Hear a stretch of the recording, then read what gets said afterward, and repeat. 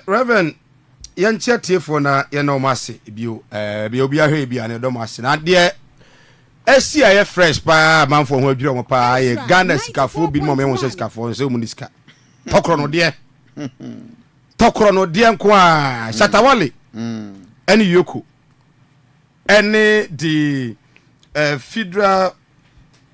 Federal Bureau of Investigations, that is FBI. Yes. And afi the United States Justice Department ese Shata Wale akotoka bi Lamborghini. Yes.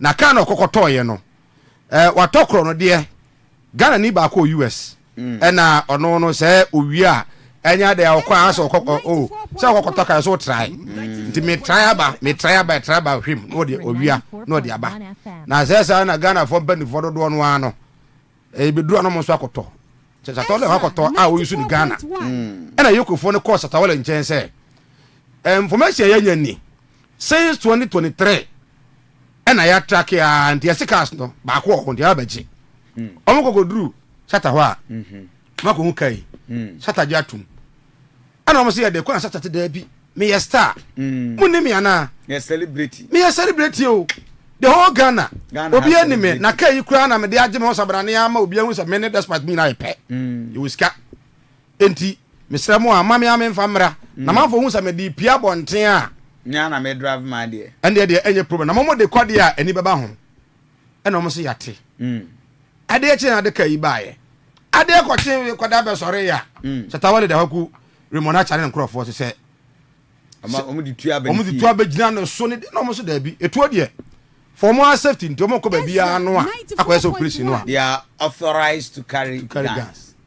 Shata Wale munu yakum As operation e cry so in June. yes and after Shata be kan ho ase August. And it is one can want some crank could be ampa. obi anti se omo ye hu se ho wajatum so ye star And almost so ajatum so we star. Exactly. Nti enwu anu ma. nti engu anu ase But ye gusu ye hwehwe mu. exactly na brante no kwaya se be 86 months or so and na mo de ama no US ono wodam the Ghanaian no a ono no Kwabra akoba. nana kwabna amwa amwa na nka be o we mo ye nu amwa nana kwabna amwa no ono no dem for 86 months and na dem ama no US o a wodam and omo ye investigation mu se e bi wo ho ne ma na obobo But said no police for the so makoche about 24 stolen cars. yes CID for no omo ye press conference Yeah, the Ghana ha. yes But Sir Mike, Reverend me mo bin top pressure ma wo. Abrabo aye egbe. So wo mi say obi kwan ofa so nya ni sika no wagi nani na di agro bekun hu. Man for top pressure my boys no okroma. na enka kire omo ben ye no so se momo so em obi ntop pressure mai because omo so ka ho And we aye we. now Ni nyina na ye radio juma o kwa do saba TV so ono ti radio ngu We ni nyina na ye radio presenter. And then on the way ye. wo Na we ye. wo Hey. Ka wa dem. dem na he o ka Etu bi ka say woni ayi Reverend nyina na ye radio presenter. Me di Reverend ka ho. Wo ni Reverend ka. exactly reverend so kwa de obasan nya chede because o ye reverend so for de asore ba be kana koma Da bi o. Me ye farmer. and no ka ho Ye kuani. ye yi no kwa afiri mu an asore ba so for de so me hoi me so for pani e mu a na nyame aka koma say ko ye na do ye enti anya den ya bosom be so no amanfo baba ye wado ye so hu ti kakra baba e don't know free wa o so ye farmer o si mu so ache so arase o links no so say me links no enti say E den a me papa na odi foku fi ampon. me so papa no de ba me ya lawo mo Me we tire ya me pa ka sa o ba he. am do la akra ba me de bra ya me free botom o ya na free no No, but I think say boys no top pressure mom. Okay? Niema boys ni ye no kuruma. He cast o mu wi anu abrochire. Enye no. Say Mike. Hey, wi o mu wi Ghana cast e wo Ghana ha. Na utu hu obi na ka wo de utu say we dey na akoni. Eh. Masa, sa afue ya ye nim wo mo den so called pastors yi binom ene nkofo bi na odifo edic Benz baako e buy. Benz ni duty nko 2.8 billion. How many Benz 2.8 billion. How many people? And because what? Enyasa Lamborghini na udim Lamborghini ni duty. Na wato.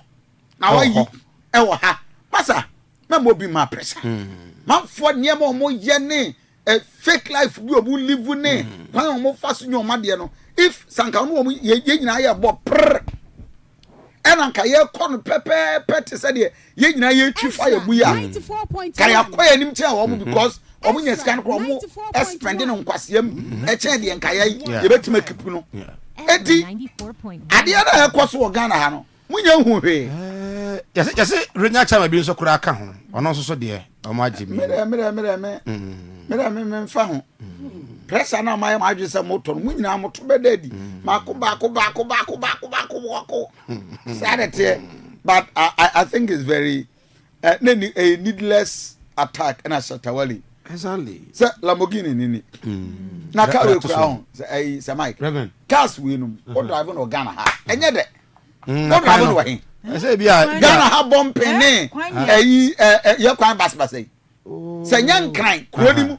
Ena ho airport one baby is Legon ho na rage ho baby na na University of Ghana ho na adwo a ena omo de race na we kura wo kokora be kwa akoto bomping bi o maye no afo akojanshi o mfa ho Jacobu ono mfa ho reven a wo ko boase ase bepo wo mo nam afo akojanshi Jacobu bepo so ende peja uhiri wo no go na se uhiri no enkura sese bia wo kuro kesi main road ayaya kwan no na kwabrane akote mortar na begum o my beni like as a kurase driver ni no enso hunu se waduru krom ekwan ne ye e was say olowa ni speed. There is an authorized bumping. Yeah.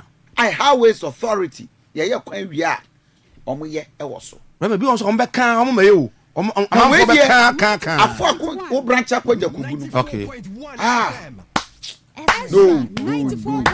Just say e ye be fo na car no bo ne hini ni bo se ya na abetie sim anyan. Aden.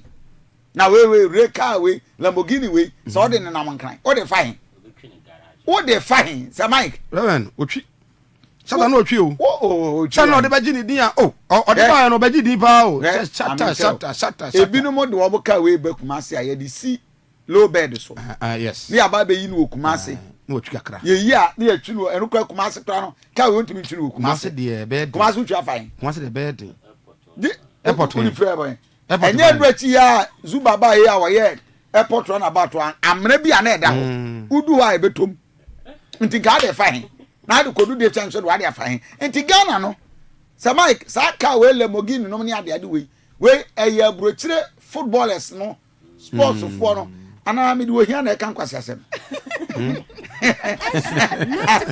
Nebio asmeni ya ba me onu ya ba mo so me de wo hia kan kwase asem ana me nya bi tiram so ntimi ntwi no Ghana hai.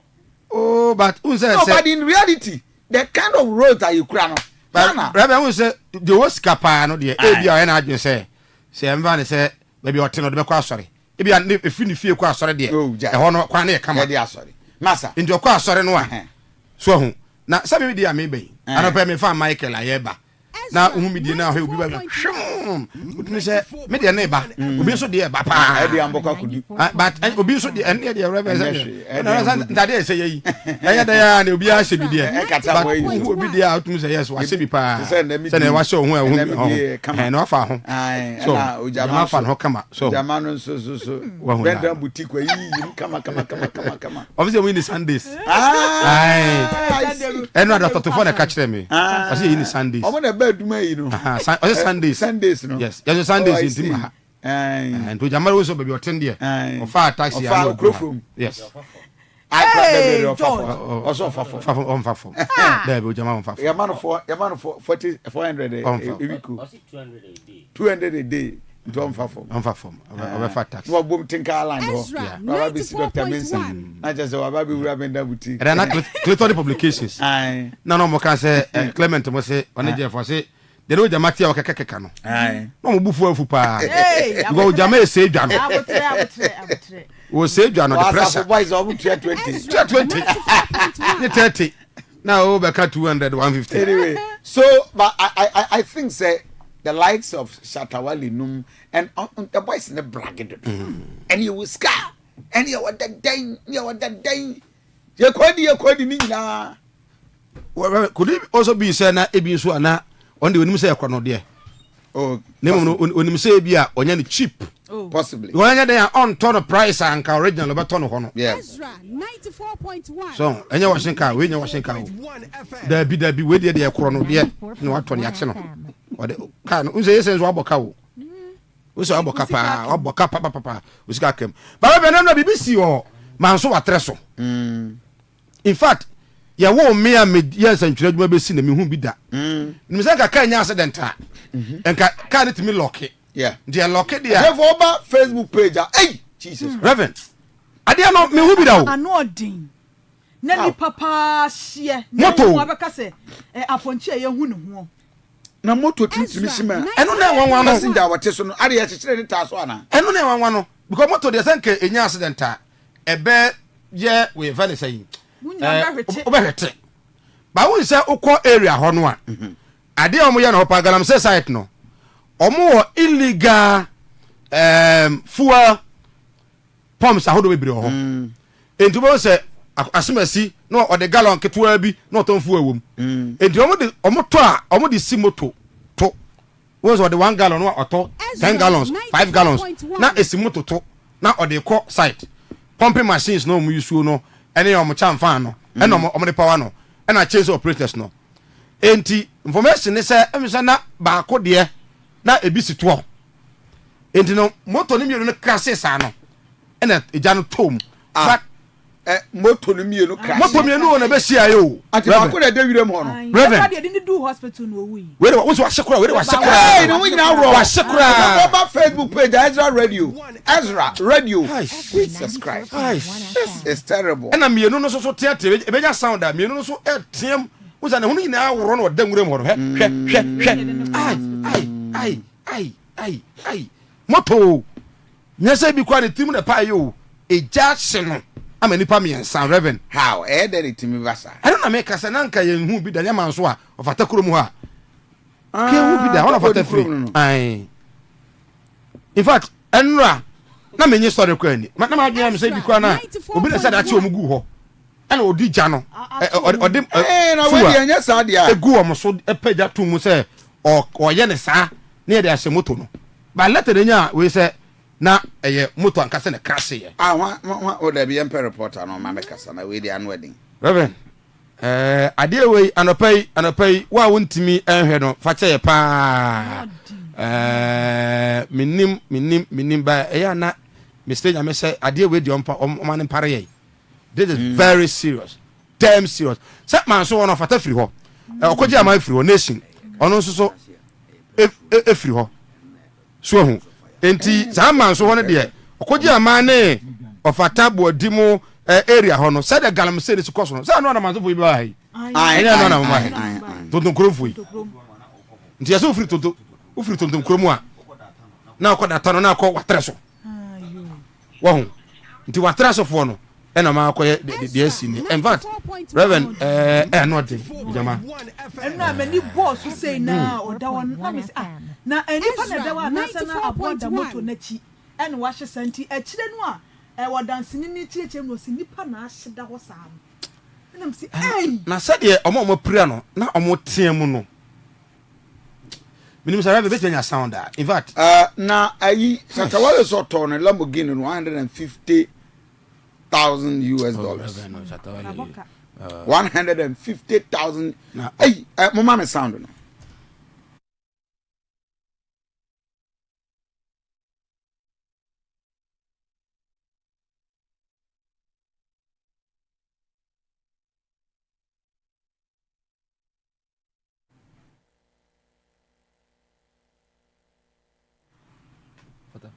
okay so so Mike let's very disturbing in fact 94.1 ana wohwɛ wenu a wo se asa ne honam nyinaa ro hene ho no enti wo tuntum pa o ba ne skin nyinaa woro na otiemu na ese wo se Benz no ewi ko inside because moja na kais ya no pokura be ma wo do ya e class ye no na omo e bo mu ana ase den Reverend ori cobra kwa homa na sobra na mayam ko aye ahomaso ne Alfred Enkasa Mr. Alfred I Ezra TV Ezra Radio Reverend Kofi Asante ni bibia boko de mini anya mi adom bibia boko ja revona atuye na ba ne say moto timi ma nipa hite se de car na omu hye mo ntimi mpie no nya enwanwa incident ne de enwanwa papa mra ye kofi wo na wo hwe hawa normal no and I say moto no esibi ehye na nipa data ni timi gu ejeni mu a omuntimi nyo mo hwe no na enwanwa ensem ni nyina ne se na anu dwade ya twam ya ura mu amansie south eye manso data no manso dubia wa treso tontokro mu area ho de edu adwada ya na eho ye busy pa because ade be chen benada amana koye breaking day a obia pia na djuma ye foka na ekosi ye ne se abrantie ba ko na oka accident ihu aye fe no grass ono eye good buyer or to too good enti adwada no na was en okọ manso wa kreso na otimi ene na djuma ye fo no ekokasa sede be ya obetimi atwetwe obi aka enti adwada no ene wo friend na danfo ba ko se onkoja no na moto bike bi oho omontimi fa nko manso wa treso se ufi da kano eko wa treso wa na ban se esima be biata na what manso da kam wa treso enti adwada ba ko ono so free wa treso ba ono so eko right akwa ye adwuma nti wa call filling station akwa to petrol ono so edenam kwamu eda moto no so a odi nam kwamu eko site nti obi amu de ye ufiri manso data no eko wa treso no kitwa bi se ho ye 4 penalty utra penalty na kef kakra bi wa utwa na wo ko manso wa treso eho na accident no ekuti nti de na ofri wa treso ba na petrol ni moto no so no over speed na ode ba na ano yi papa nti anam so ma otimi ayira ne kwan ama woni data of a good buyer ya obe na damfui ebisia ibi omusia ya na mse na oba no speed na ode ba na engine no ayeshi nti ma petrol no galom no apai ama eso moto ni mienu nyina mu se de nyina yenim se petrol da how we be spreading ama etimi console moto ni mienu nyina engine mu ama eja eto ni nyina eta se accident na no di ni no na din so muzu ebeti free engine mu nti ama eja ne ti won se o twa ade na o free so wa se so ba ne won de wa se won na asiye aye ku etawa o de 94.1 FM wona wo de nya me dia ba ma so da ta no fo mienu na mo ya o mo Bama jina na line no breaky. Yeah, a line no breaky. Yes, Bibo, ada na ya na juana. Ano papa be 9 to 10 mo na. Enti we se we ba. Ena pan. We ena me kire de na ofri da ye wa treso ba ono moto no speed na no odi. Enti enam say speed na no odi ni ti no wanti man control ne steer ni ye eno na cause sa incident na any person na ewu so now man no mo ye victim ni part 3 at the sport no ba ko enewu ye but ye di mienu ko hospital ba ko ye di ni dru wa na ono nso game ena ba ko nso de ewia mu ho no na ono so timi eye nyamedea nti nipa 3 ni nyina ade omu nyina obia afri eni na de kure emu ayeshi enye ebi motor accident ndi esisi ya bebre but we ne ya ade a ebi nsi ada se moto etimi enya accident na eja to moto ni mienu nyina mama ahye omo nyina tete yomo ahye omo enkofo account omo bakra so betimi access we eye ni nipa because eja na ye omo no obi antimi nkire until say oma omo hu say omo di moto no eba no etre say we no Shata dey say we no Shata dey say ansa ene e hu say we eye we ti share we di say bama mamena wase ebisanfo arawosem we ama maboto uba Facebook page Ezra Radio ade ne terrible na we nipa da se nipa na eja hye no omuni ne ho na ba ko de eche se wa hye ye se yi eda oh no Piero na Shata Wale sa Mike the voice bi wa ma the video nation sa Shata Wale video na ready muna mo penin Piero baba say o say otoka no $150,000 $150,000 yeah $150,000 saying $150,000 emphasis at 14 does it drew 14 you guys said that time there's a number 18 cry nana a drew 14 me was that 10 11 10 2 million okay yeah my nt Wale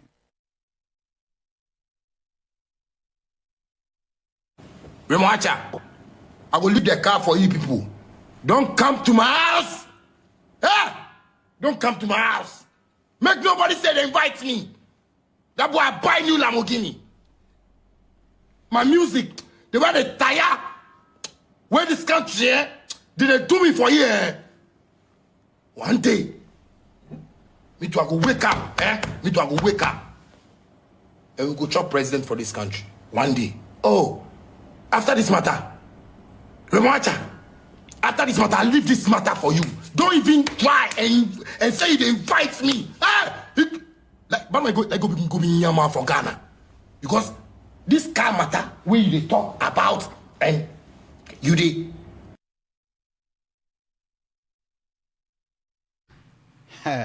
It is a carway out on 200 billion.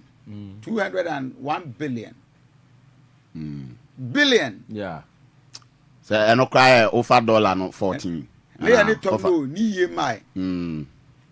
about let's say so what no former EOCO boss Edubuahe yes enra nwumre na me follow only National Security Bureau. yes National Security Bureau yes National Information Bureau. Information Bureau say no ho no oto no na on say omo ka say okoto krono ade but was nya sa nipa na o ma kire wo US no ho no omo okoto free na omo okoto free Dubuahe on the Ghana yen hwehwe obia because we are civil servant. yeah Put me ton car 200 billion.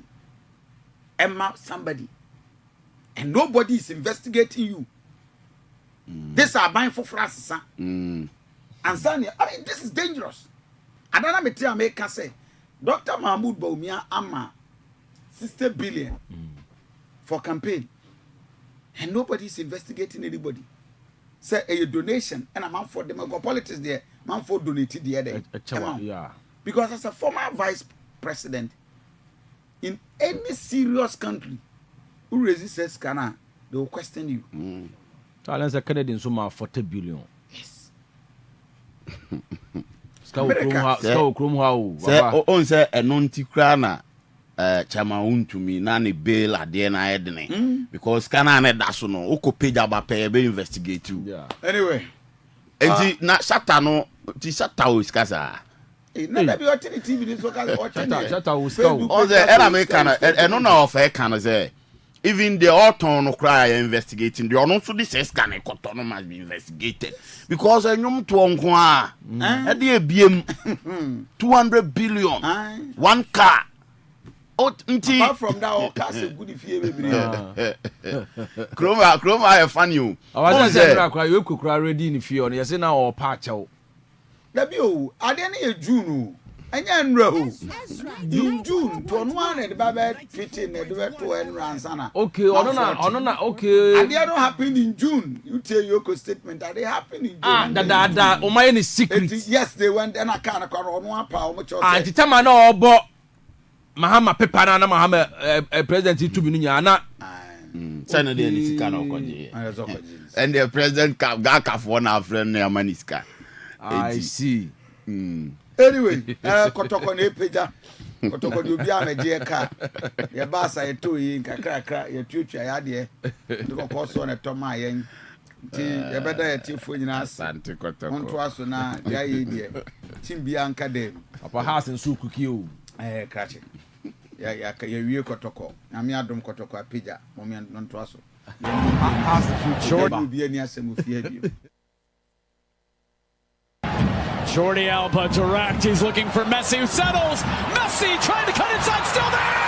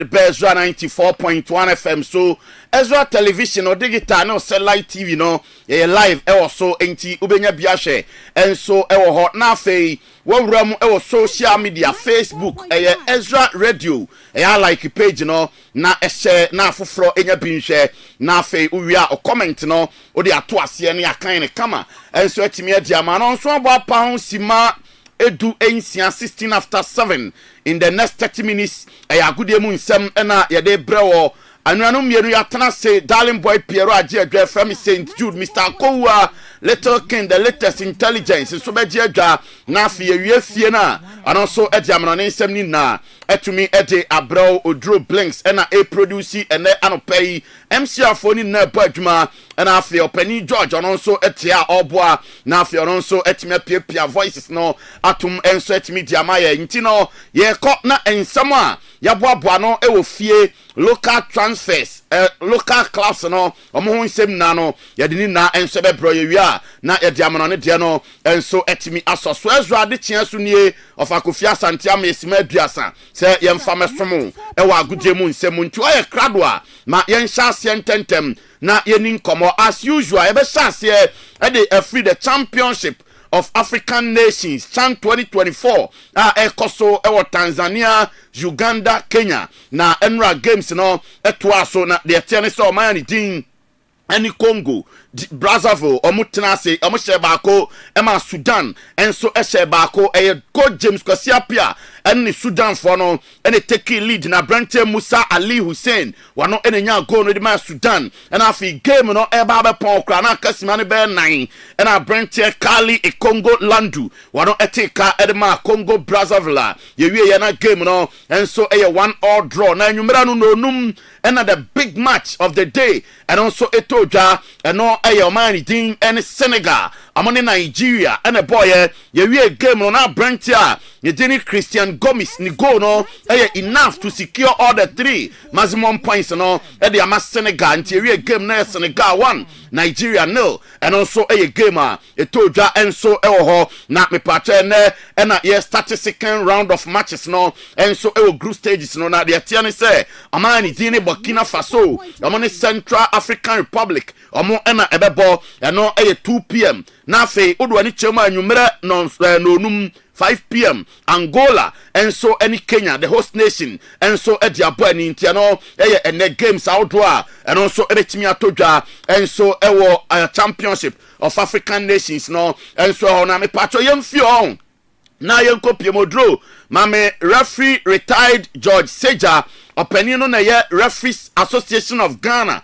rag chairman na wadwa bruta ose na nsan ase GFF no obianya akonya na okasa na referees asa na referees nyade okrom ha na referees mo homoden na nsempi na omu kan to referees ne so ebi mu mpa kan se referees no e wo se omu develop omu ho GFF ne so obe develop referees ama referees no omu so emode mu akonkan ama omu kofa academy young by omu sideline mpanimfo no na omu de nkra na edi referees enso okrom na retired referee George Seja say sabi mpreduasa ompese oyere sabi obebo adwaman a ye nkyere ne kom enti say referees modern konkana so be develop you ma how can you develop referees without say omusika e ka odi omu no untua emfa mo ma ba sadia na say ukonzo edigu kenten mu yentie opani e fen say George Seja na yento aso dro fa George Seja video na re to so na afi yentie ne voice a ono so editu dwa na afi yenko anim enso ho nti odro fatum na ma me sound no ba ko na odi kan de to so na see company offices the governance is continuous nipa no dika 2014 when tia after the point in time we say you are now going to so then we will ni sika wo then retirement but men we sika from 2014 to date so say o baba ye ya say company offices the governance is continuous nipa no dika 2014 when tia after the point in time we say you are now going to so then we look at it and you are building we are developing referees. How can you develop referees? By refusing to pay whatever money that you owe them. Development fee na live now no. What are you doing with it? You've taken your 50% share. Why are you keeping the rest? Why is they keeping the rest? You should tell the world and tell them why they are not paying the old debt. Which we've been pleading. Now you are saying that they pay 100,000 Ghana cedis out of the old debt. Old debt was 1.4 million. Would they become 1.4 million? Since 2014, they pay almost about 11 good years, sir. Now, Mami can make 100,000. What are you telling the person? You are telling the person simply that you are not ready to pay the money. And that is not good. So if you are able to get about 18 million Ghana cedis to pay to give to premier class before the start of the season, they should be ready to pay off, because if you in totality our old debt that is there now and everything is about almost 2.5 million. They should be able to get us and pay it, and we pay all our members, clear them off. Whatever that is left for our levy, we'll go and start developing the land, because we have a consultant and another architect who are working on everything and to let us move. So we take off, because this particular ministry they are going to put on is going to save Ghana, not only the referee. George Seja, Referees Association of Ghana. Omo chairman in some of the atudwa no ntimo de omo ka muntua mfa mo mu ansampo no mabeka omo modem mo enso eho asem eno referees ntoko a omo hyase ko ye nye ne enso da bia enkofo da so AD games na yɛnhunu action bia referee for no enso take me yɛmfio na yɛmpie mu coach efɛn sɛ Frimpong Manson ɔno nso aso yɛ onse na anu ya na GFA ɛde adisa partnership buy a abeto dwase before the season no bia benya 1 million Ghana cedis class 18 no na ɛsɛ Kaniska 10 billion na manfo Joe madwenfa ho a ɛna coach Frimpong Manson bibia ni Gold Stars coach no wɔsi sɛ ampa sɛ saa bia no betumi asi wɔ kroma dia and a very good initiative and a GFA ne dia ba if you say Klaus no ɔmo hia skapa ɛdom de bɛboaboa mo ansampo na season no ɛnso ɛtima hyase. It's a very good initiative by the FA because you don't have to wait till the start of the season before money can prepare the team before the competition starts. So for me, coming at this time of the season, for me, I think let's say the 1 million Ghana cedis or the 10 billion old Ghana cedis will be enough for the entire duration of the league. But for me, I think it's a very good start. No, maybe going another sponsorship and then adding up to make the league very, very competitive.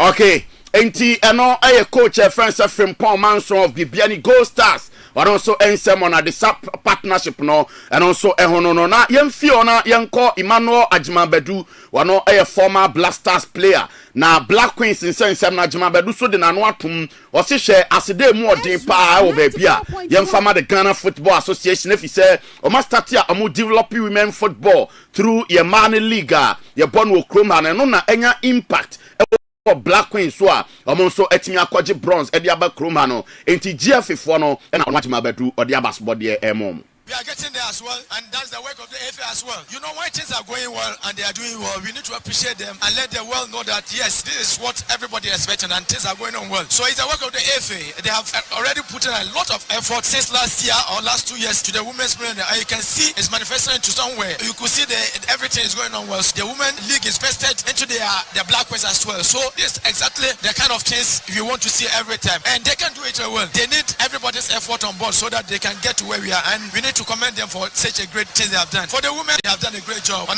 years ago that we were able to win something for the Black Queens, and 2025 they were able to get bronze medal for the nation. I think they did a great job, and all the accolades they are receiving now.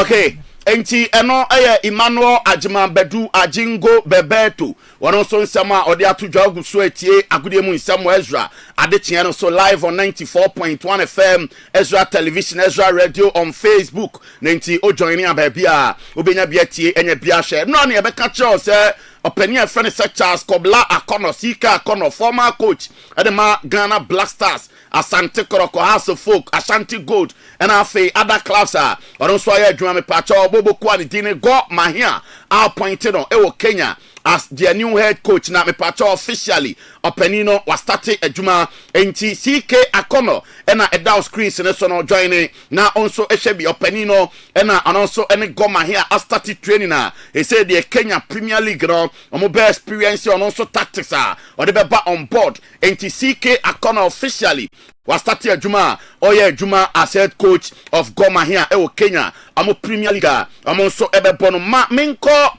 former Bono Ahafo Regional Football Association amo chairman Mr. Raf Jambra na yene Raf ni nkomo akra na Raf Jambra kasa e de afa sa proposed 3 terms na empanimfo epese Ghana Football Association president no ekono na Raf Jambra say the current situation of Ghana football, current pressing issues are what Ghana football muno and yet masem and you be brave issues be brave what Ghana football no ma I say attended to na ya address say in 10 one say as a football for no do na a start here amu propose it term currently term any matter for discussion cra and what say GFA for no amu think otherwise yenti Raf Jambra.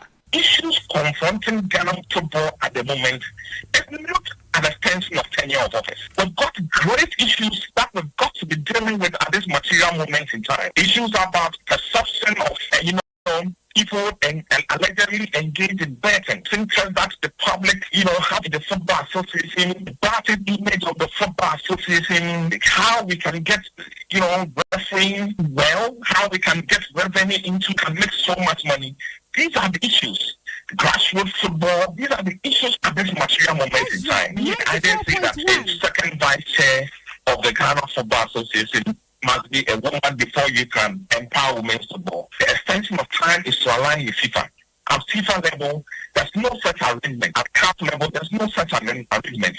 I am not saying the Ghana Football Association cannot decide to be unique by saying that we want our second vice chair. The thing is that in itself will not bring about an affirmative action. Will not empower women's football. Our position then was that, let us at least for a start, when all women's football clubs to Congress to weigh, you will see proper affirmative action.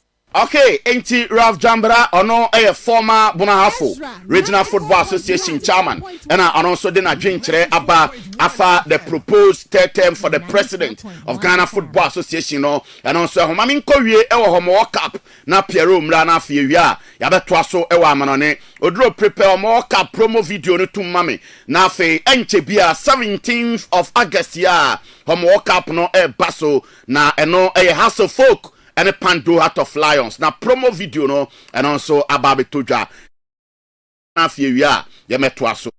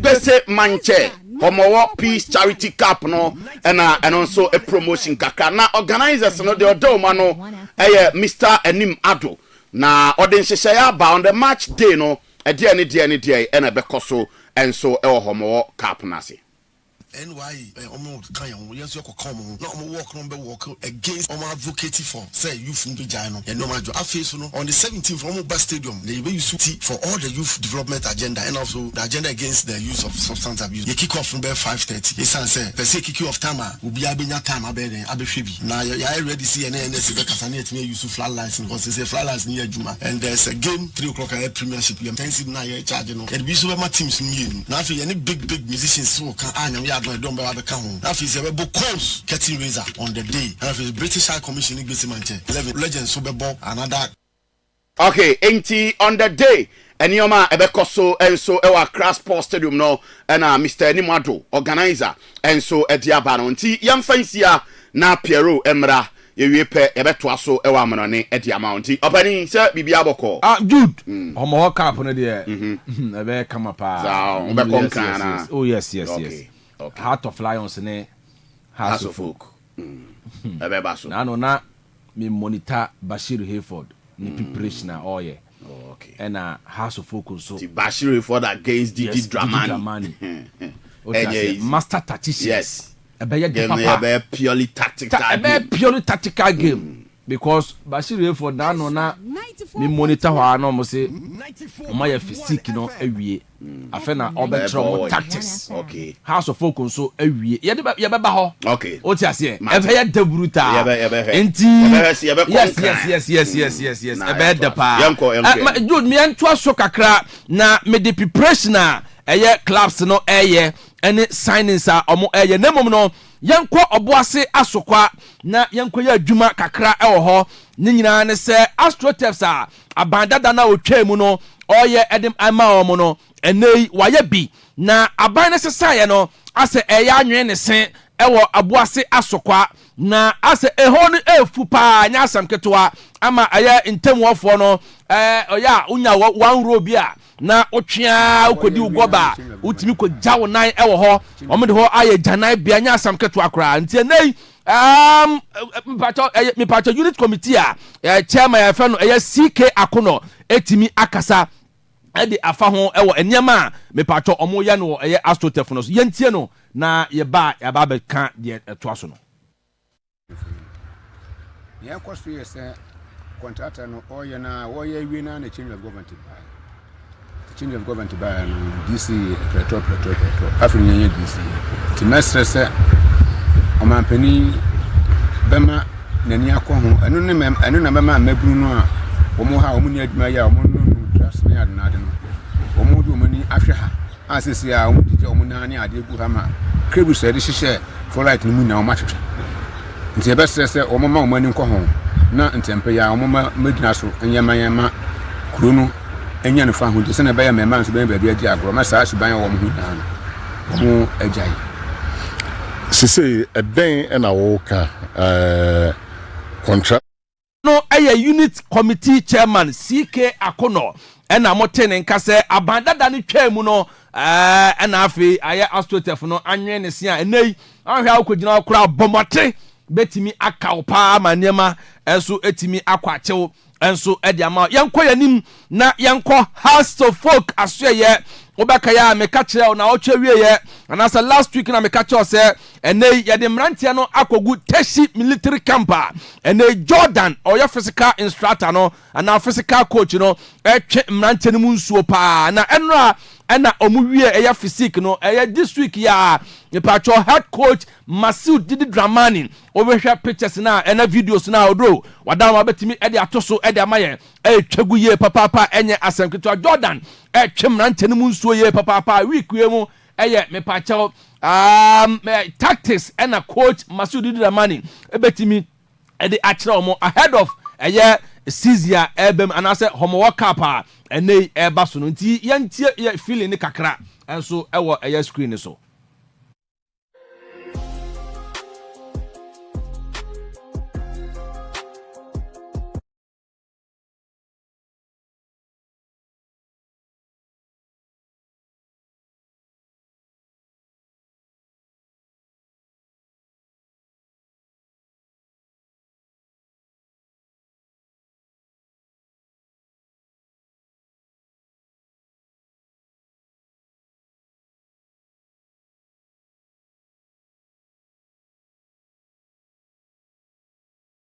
munsuo ye papa na yenyina House of Folk wa obaka ya enchaye ena omode justify your inclusion ehye so ewo ho na players ni bia omoma bi contract ani ade a obaka ya Rocky Dwamena omama ne contractor o steady sanso ena Shadrack Ado omama ne contract na abrantia ba ko a ene ono nso eka ho a ye fa no Suraj Zaid yes ono eye young chap kane no sina kan edema Cheetah Academy enei House of Folk etimi asport to abrante ne say enei also omutimi sign on na bibia so etimi akwankan to hwe screen so a Suraj Zaid yes onimbo boye papa abrante no ena desk screen so a enei House of Folk enene kasa se enche bia obetimi de pen esi paper so na niema enso etimi akwankan yanyina House of Folk wa enra ena finally na omo per second assistant coach and a welfare officer and they omo appointed omo former player and didi Daniel Kodie na ono esina kan emre bi atwam e de ma House of Folk bobo ekuo no opraye House of Folk ebon hoka ekoye ne surgery okoye surgery ne bae no asana ball no onseda emmoniye papa na niam tima kwa achiachewa en okoye coaching course empacho ekoye emipacho training edema Auras enei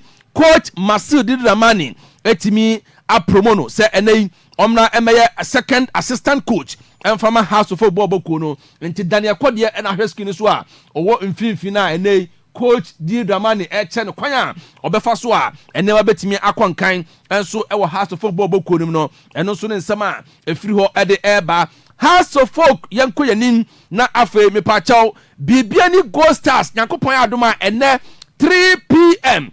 on Inkum Soccer Academy Samuel Inkum Academy ede ayankofa kansie ebe hyehye so obeka ya pre-season no eye me pachaw Gold Stars asha sentam ye papa enye asamketo we kan wa third friendly eye game ena enei or boy or bought low profile games me patenya asem keto akranti bibiani Gold Stars yes omu cookie pa enye asem keto na ebenia ha do enyema ebeye de me say season a edi anime 2025-2026 season no ebeye de brutal enye asem keto yenko yenim na Aduana Stars so enye asem keto omu so cookie pa omu cookie enei omotimi aonveli abrantia ne din ade Dominic Frimpong oye striker na osina kan edema Atram Divisa striker papa enei Aduana Stars enso etimi assign na aonveli na oba besi akan enso edema Oja Boys no na omonso sign pa we kan wa 11th signings na enei Aduana Stars enso etimi aya omonso cookie panya asamketwa Bechem United ni Freduana maminsi Bechem United na minya adwuma kakra ewo ho enei omonso very former goalkeeper Ashanti Gold eye mepacho eye Dennis Voteri ono eye former goalkeeper edema oboase Ashanti Gold sanso ena obesi akan kakra edema insu atraman enei Bechem United after say Aziz Dari eba Asante Kotokono oma assign Dennis Voteri se ombe replace Aziz Dari enso ewo ho na bibia so entimi enya kama nteno so ne nsema efiri ho ede eba na yenko ye chikakra na yenko di nkomo emfa House of Folk ni nyina ne se one former commercial manager ayefra no Charles Quartin enei House of Folk ebo me pacho omu promise ne se eka omu de no ometua ede amano na House of Folk emna so wa bomu a omu entua wa trokra tatententen akwa koma Ghana Football Association General Secretary say enei onfa letter ni bi enkoma Club Licensing Board na omu empusu House of Folk say ekana omu eka say on the 31st July ometua amano no omu entua dada omu ntua enti say ne omu ntua amfofile omu promise na 2025-2026 season no omo enstop House of Folk say omo nsi akan e wo league ni mu bintia no so ne nsema enei efiri eye Charles Quartin former House of Folk commercial manager so eba tina say Jude ekana and House of Folk ebro egu ho omo brugo ekanigu wo sa ntia no so no ede ewo ho yes Asante Kotoko so omo guso a omo start omo eye pre-season no yes enti ene ebetoa so e wada kogyache eminikan ko a ene physique no ene omo so ye omo ye ne sa 2 weeks yes third week no ene omo start about low profile games and so e wo honti Asante Kotoko and so ede eno no okay me da say darling boy Piero and one my exclusives or local transfers no any updates or local clubs no ma boa omo enso your pre-season no yemfa kakra nso so e wa manone na afi of Akofia Santema gina adwade e bekam bia no nyame adoma awia no miensa Little King etenasia or the latest no enso be bronzo no be konovan na say latest foreign news no the latest intelligence Little King na dey bron ti anopai de yeso so ho afia de ho na afia de kakra bia ba na awia ya to aso extend enso atimi de amount to draw nya dwuma ma Darwin Nunes Liverpool striker na say there enkra eba ne say Hilal dey a branch no ono obekọ yes club to club agreement and also atimi akoso Liverpool any bobo quality any Hilal Saudi Arabia o ma agree nemom dey say dia ka any say Darwin Nunes ono ankasa ebeji atum so obekọ Saudi Arabia akwa adwuma enso e de mabobo ku a ndin Hilal eno pe na aka nemom clubs ni mienu de yes say o matimi agree a eno so de ba ya de hon sama ma na Hilal coach ya friend testimony Zag no ya say apprentice way ni priority say kwan bia so o de ne be kona fa kwa adwuma e o Saudi Pro League num enso e de ma Hilal mame apprentice ya friend Lionel Messi otini suo na me patro ene mfie nan pepepe na Messi enso ebolum banyom no de ma Barcelona for makramo ebia na mo ahumi biem me patro abra Messi ekra basafo no na otini suo wa nti Messi a osu no eno ne da ho no and Messi wet ano eye de etia no nti Messi ekra basa eye mfie nan nie ene pepepe ena ye 4 years nti no enso eye de etia na ye ka Messi asam no unse wakwa kopra ewo Inter Miami na eno na coach a ni din ene Avie Mascherano se dabi abranche ni pra no enya ade bia ehu bia enti no Messi pra no enye huhu bia obesan aba na waba be ya adwuma yama Inter Miami nti fans no hwe na obia nso eyema nhye no Messi pra no enya ade ehu bia no ye coach a ye friend se Avie Mascherano de ma Inter Miami wono nso ede abeto dwa na still abranche Marc-Andre ter Stegen Barca am goalkeeper no one Barca omo emanso no eguso ese krade yesi Mwamia pa no turning back kasi akwa we o se on soften stance ne and soften china enti Barca for sa ne medical reporter amopesa o sign na omode cost slash ne earnings na omunya kwan enso de register players bi mo no abranche we se da enya de so obe sign sa papers no e de ama Barcelona for say de yesi okon no emu aye den pa na abranche Christopher Nkunku ebo e de ma Chelsea enkreba ne say de wono any Chelsea na agree say omobe party ways bosumi we yemu abranche obe free team num enso etimi akọ enti Christopher Nkunku oni Chelsea na no bia enso epesa wade no omutwetwam bosumi we ya enti August we kona wie no na Chelsea enso etimi party ways with abranche a ni din any Christopher Nkunku na enye ono nko a Nico Jackson ono nso ne exit no eno nso ben na eben Nicolas Jackson yesi ono nso bosumi we nkwa wie na ono nso anya team a obe free Chelsea enso etimi akọ enti bra Nico enya de se obeto aso aye adwuma de ama Chelsea biem eno eye de tie no na ebi kono na ebi ba onsa branch na friends Stivao no wono so aba na obaye no obo adwuma ye pa enso ewo Chelsea training ground so na branch ne say Chelsea legend apanya ni din enso ene adesa Thiago Silva ene ka che ne say omra Chelsea wasi abra Chelsea frey no na so consulting call bi na Thiago Silva enso kan obi o si Thiago Silva ene ka che ne say go to Chelsea na wokwa wani beji pa wasi ampa oba Chelsea ne nchei na enso de Thiago Silva e ka che no eno apepe na ono so experience e wo Cobham training ground so a ono so e bo ama Chelsea eni oma enso etimi ekoye enso ho ntia Stivao Brazil ni akra no ono so ensama wode atudwa enso no unim se ena ya branch friend say Pablo Gavi about the Barca and then a birthday no one kasa ni nua Pedri enso a we share a birthday na picture we and a Pedri aposti and also e dey we share a branch Pablo Gavi enso birthday nti sa Pedri ni Gavi ni de Barca mfimfi omunya wa e kwan a omodo fa so no masa Tenko for no musaka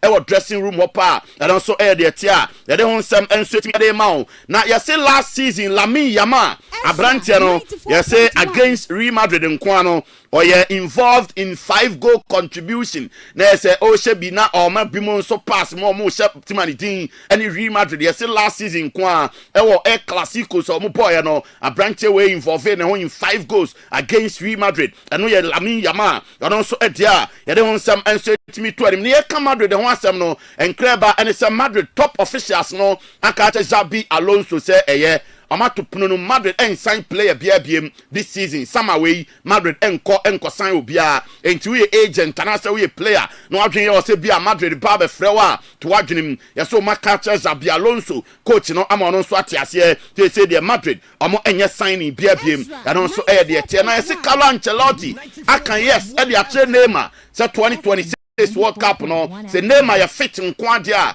or ya part of the squad no enti Neymar e say 2026 World Cup no and also ebe lead Brazil e wa anim ho na and also atimi akoya adwuma according to coach leading any Carlo Ancelotti and also dia eba no Manchester United officially are presented a bid worth 85 million euros e dia call RB Leipzig say Abrante Benjamin Sesko no omo ehia no na me say Manchester for no akwa we omanya na ombewu se ne omusi yada no yesi Ruben Amorim odakra obo pitri sori a Benjamin Sesko ni din e na obo na yesi United for ni so omu di omu gidi say Abrante we obe choose United over any other club and found say Newcastle for no mu pushi harder still omu ogidie say 85 no there's a live for ni besom na Sesko so agiatum na waba be adwuma enso etimi ediamomu Jules Koundé enso etimi ebie ni contract num with Timani Dine Barcelona until 2030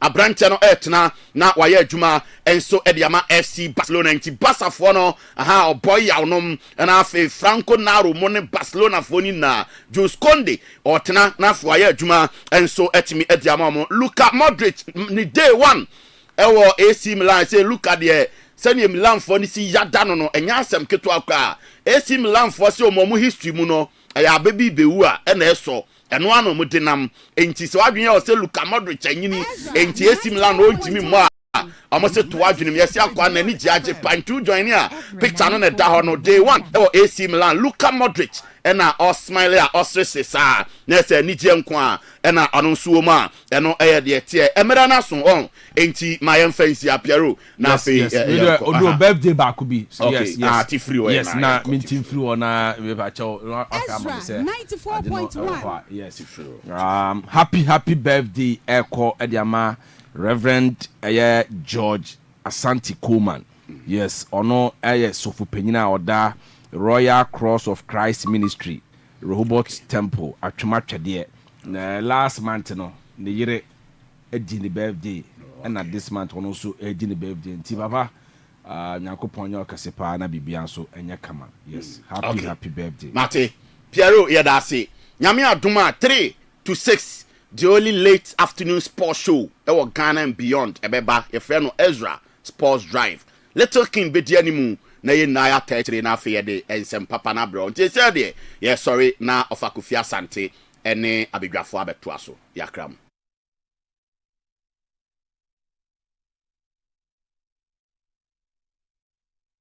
Ya ma hwefo nyina kwa aba. Medin de Dr. Free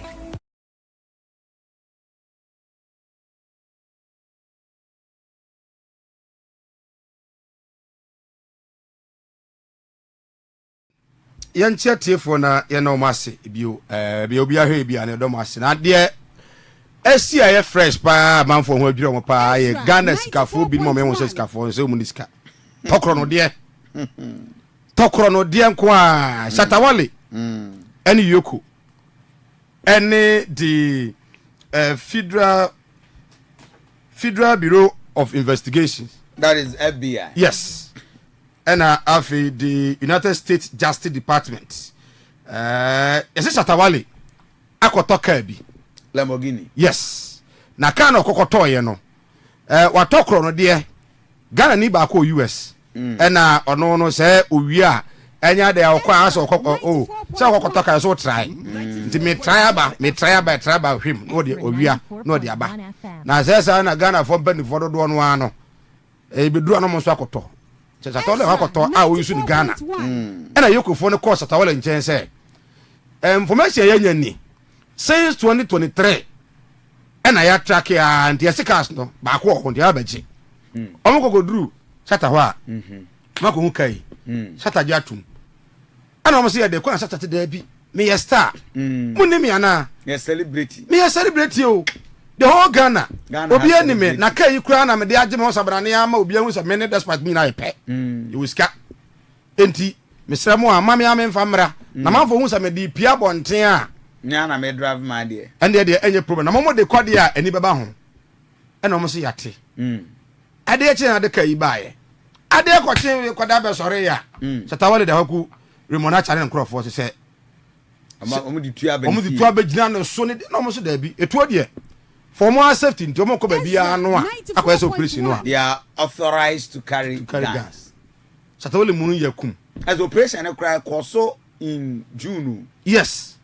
And after Shata beka ho asem August and it is one kan wasem kran ko bia mpa anti anti say omo ye usa wajatum so ye star and omo so wajatum so ye star exactly nti engu anu ase ba de yegusu ye hwehwemu exactly na brand no kwa se be 86 months or so and omo de ama no US ono wodam the Ghanaian no a ono no kwabna akoba nana kwabna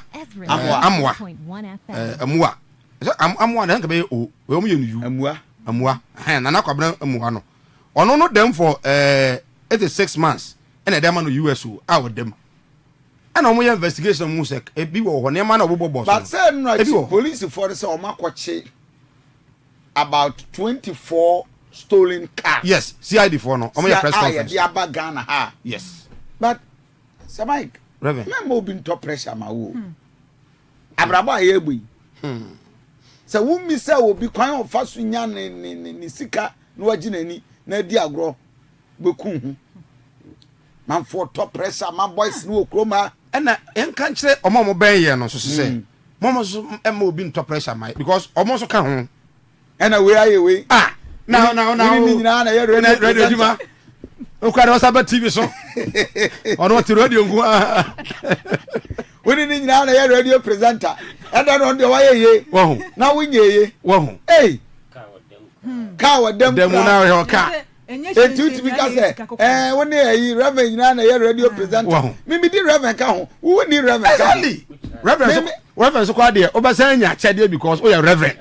So for there asore ba be kana koma. Debi o. Me ye farmer. Ano no ka ho ba. Ye no kwa afiri mu an asore ba so for there. Sa me hoi. Me so for pani. E omu a na nyame aka koma se. Ko ye na do ye. Enti anya dan ya boso be so no. Amanfo ba ba ye wa do ye. So ti kakra baba. E no free wa. O sa ye farmer. O si mu so so ache. So ara se. O links no so se me links no. Enti se e dan ya me papa na odi fo Kofi Ampas. Me so papa no de ba. Me allow more. What do you have back as I will buy? I'm the lacra. I'm the brother. No, but I think, sir, boys, you know, at top pressure, mom. Okay? Near my boys near Ukruman. Her castle movie and were butchery. And you know, Sir Mike, hey, your movie Ghana castle, what Ghana. Now to who be na car with them to the way na could eh massa sa fue ya yenim wo mo den so called pastors yibinom enen kofo bi na odifo edic Benz baako empire Benz ni duty nko 2.8 billion. How many Benz 2.8 billion. How many people? And because what enyasa Lamborghini na wudi Lamborghini ni duty. Na wato na wayi e wo ha. Masa na mo bi ma pressure. Man for niam mo ye ne fake life.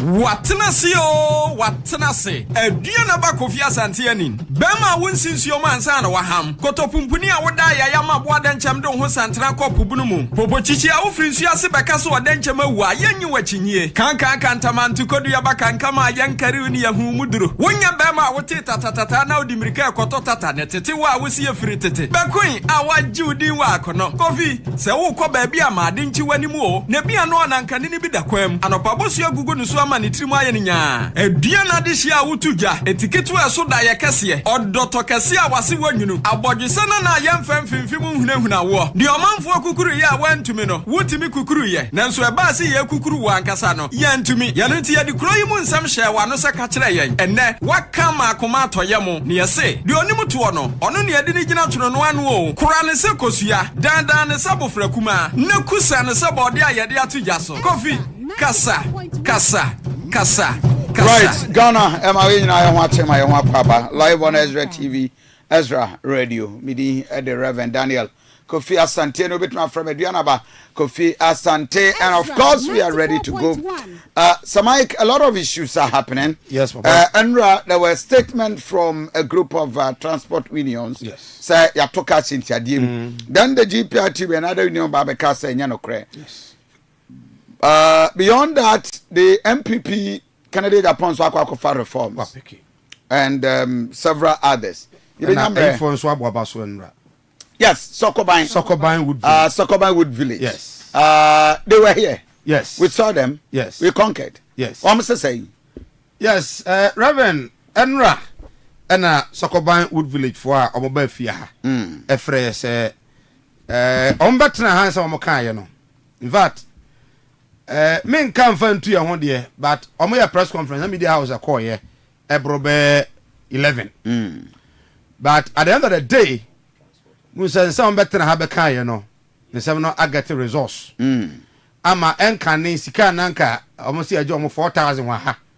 Na omo ko doing cancer so omo etimi yi omo na makura gu ho etwa omo bribe eje omo bribe e ma ko end up class nua no kwa emfa ma mo kra nko biu no esi nua no ni na no mpanifo ena akosia through your intervention ama omoko forestry commission any forestry company for akosia ama CEO Brown ena omo tena se di nkomo a ene yi sika no mutua na ha 4000 no about 1500 great ena ebe na keka ho no ana ibe betu akobe 6000 wa ha no ni na be ka ma na be 3000 enti no omo break through empanifo so no mo adi nkomo ama se free se omo betena ha koye no omo de bia so konkran ya enua no enka ekwam wow eko smooth obia ni asem great ama CEO no matena se ama mo 3 weeks within 3 weeks no ade se omo ebe ya hyehyeye na de omo ne omo akosi akodi nkomo nyina beto krata so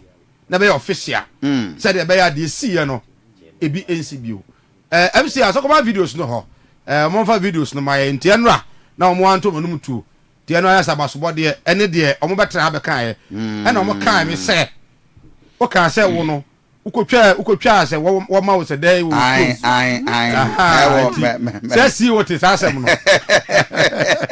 okay ma yeti sokoban for no very well my the sound from this discussion so far cars by 17 year etumi akọ wakoduru asumdwe mu na me kracha o mai kwan me yeye nti emie se yeguso aye adwuma no na se da magic aka no ha bia bia no kwanya abeda ho se yetunsa de fro na se ekọ na so a obedi awa watu na yetumi asettle issue bia ho no bia yeda mo asese de kwanya abeda se enkracha sam ni nyina ye be ni nyina e wo hanamo enti ekọ no se yeko ha biara eni kwan esanse car dunsia e kase omorika kono obi na onya ha bia e wo mu obi a kodru boko asundue mu a enya ha bia on kata sam no mu enti no kwasam se ye ne omosi kodwa amantiase ayedum tisia Alexa na ya boni di bebre no si abaya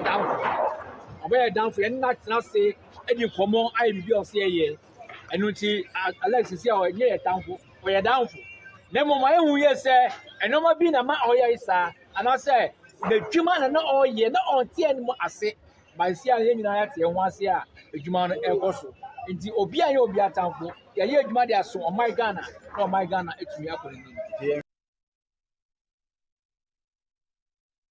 that is Sokoman Wood Village. Yes. So see, everything is solved. Yes. And they are happy. Yes. And they continue to be happy. Yes. And they are grateful to Ezra. And of course, TV, radio, yes. everything. God bless you. And begin say, the Ghana here. Sabi ubia yana juma kakra obinya no adi. Bobia metiti ubi. And bobia meha ubia brabo. I think it's a good news for them. In 3 weeks time no. Yes. Next week. Okay. Eso documentation bia na was Forestry Commission for any who sellers no eye no. Yeah. Omo ebehwe no mo de ama wo mo. Na aye official. Nti aye official no a. Omo the letter be fia. Na yeah. Ama ye tie for phone so. Do we have the newspapers? Now you go to the other issues. Now and then so you beche fuel. You beche ma. You beche tea for. Yes. Driver for no. What is the process? Take us through. Driver near Wuti and no pay say a commercial vehicle, say a taxi, say a truck, and Wuti and answer Otibasim, or a bus driver, or con cry, or call Sunyania. The Bayane say, won't be recorded of our phone, no. Emma Ubia or Tewin chain, and now meet me. On record or bra Wuti yen. You go so morning show ye no, ye cassa, ye boy jangles, ye bo commercials. Embra me hu sampa Wuti Ezra na no pay. Uti do na ba kofia santini ni team eno ane se oba record de abraya wo sane de braya fa o kan number ka ho eno ane no ye be salete na wo wi ni na ma fuwa no ye ma fuwa wo de gu kan mo atwini na nyina the whole day wo nto fuwa biu ba ya men kan kire ka una ya de acha wo se Wuti Ezra di record yourself phone number we so 0531 455 105 0531 455 105 and no number driver near Wuti o record o de be send aba so e bia na so ye passenger wa for car no driver ni no otie opesa wo ye manual eno ano no record never send ye never the car number no ka ho 0531455105 in the course of the program no driver ni wa win no ye be ma maso ate na etimi so no ahye omoma right so Cecilia somebody bana enra the justice Luxury Serenity Hotel. Yes. Yes. Outdoor. Yes. Opening. Yes. House warming. Yes. Mama me videos re kakra. Rate 50 Ghana pay. 50 sir. Na me ni honey guy. Aish. Koku Darlington. Yes. And Rom sending me the video bi a say why endorsement say utotwa ho. Na me be ochre. Bebe ochre nsu totwa ho. Oh, na so obi ade o mo. Boys me be na no pano ho. 8 p.m. Remember be di kan ba. Say anopa no to amu wow 9 a.m. Justice Luxury Serenity Hotel. And then a guy. Mo amowo Pechi number 2. Nene mpata mu nyina na hotel ni de ni ho ani school. Bibia wo bi swimming pool den jaze ade ne ga na hwe dan so na hwe bed go ne mpe gumu a oh what the minus no more adansi zone nyina no we the scan we ba rest wo ho near 32 exactly massage Kwaku Darlington ye one na endorsement I just how do tia ho and the one so say one da form 50 Ghana one da form and the first day no and no first day no brabeju ani 50 Ghana rooms round go just a room bia bi wo ho Mommy Hotel no ankasa building no type no na ntiano pay bo modern say ube noti date no date ni ya ben 15th of August fiade be na awotwe achese bibia dem kama 15th yes yeah Reverend mami nko bia in fact nya won kwa na abeko oluma mi abeko akofa ho sa ho ya what we there na ya say yes ni kabo kana ya de chata gate na ya hwed US kakra what ya say na say de ya ba ye humu a na de aba betumufo it looks good. I mean, the place looks very good. Come on. Upese ubuki anase reservation bia. Yes. 0243. Okay. 123 646. 0243 123 Ezra 94.1. Now when you dabre now so akodwedwo ho. 15th of August. Na say ye bie Justice Luxury Serenity Hotel. Good.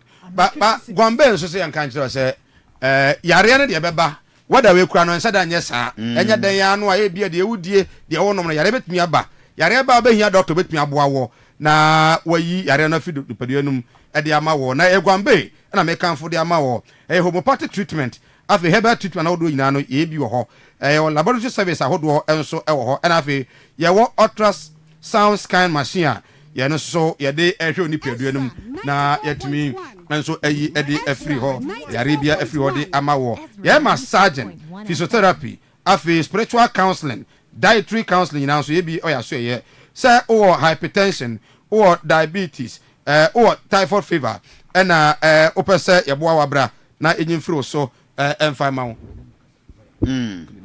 sanso na namu yare bia so no ade se behwe na etue ye free ho e de ama ho onya osa bra sexual weakness nyina no Gwambe Heba Homeopathic Clinic na me kan fam ho yan ye ho ya ja word bebre na amanfo a mu free jache pramso ona o free kono ngo ba ye adwoso wonwe woda ho adona so o mo ba ye manya yasa no doso pa ye wodo nyina he ya adwoso ne wodo nyina adwoso do nyina ye ben circuit court no bra e bia wo bia o man Ghana bia no ofoka wo se obekuma so bedukuma se a wo so kodo nyina obenya ka no akona sofo afi odifo afi herbalist Gwambe bibia bi owom ono so atumi ahwew omade a na efre ahomatrofo so 0241 587 674 0241 587 674 Gwambe Heba. Okay.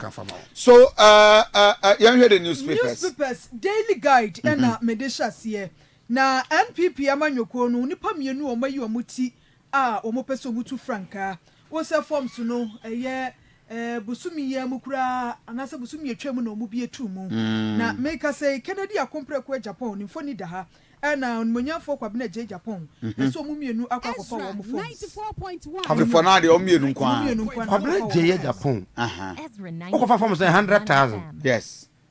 which is 1 billion 1 billion o submit here 500,000 500,000. kwa je na me ka so niska Semai. Reverend Nti kwa je niska wo nya 1 billion kofa form. Kennedy there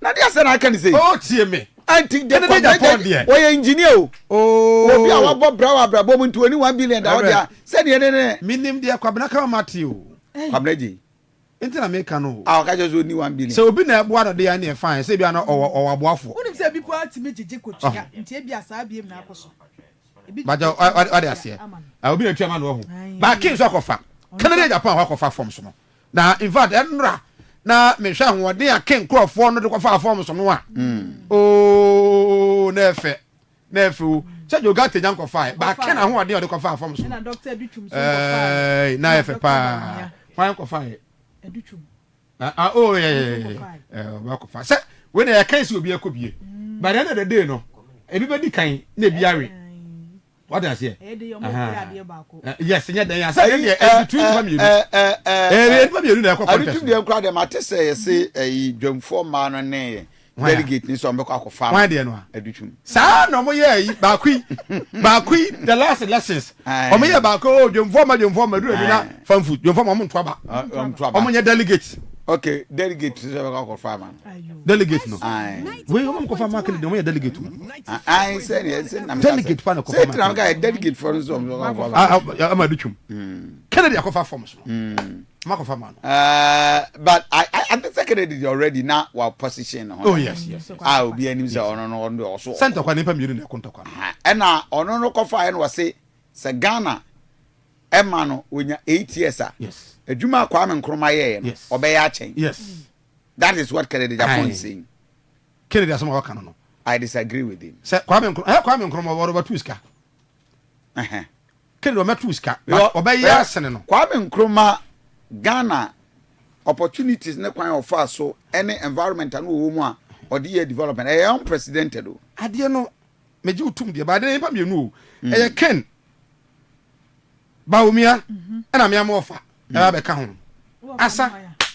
asa obi a opri bia prekwa ji se bia free chine kwa na ba sesade a menim ma menne me ankasa minua kuma anmo him okay ono ye one of the communication members or deputy communication director for Shata region the mark and the Compreko Japan more bibi abako there Reverend Eduana Bakufia Santini ya mini pa adoma ye ni experience also mo ye adom mete won kan chache o pe ka kire o frame ya meba na Ken akwako fawie enra I think the euphoria was great what next 94.1 FM yo nya mini pa ku ya Santini menchia watifo ne wafefo nyina na menchia Yellow Kennedy echi afro 83 delegates nyina so if you want party in the nominations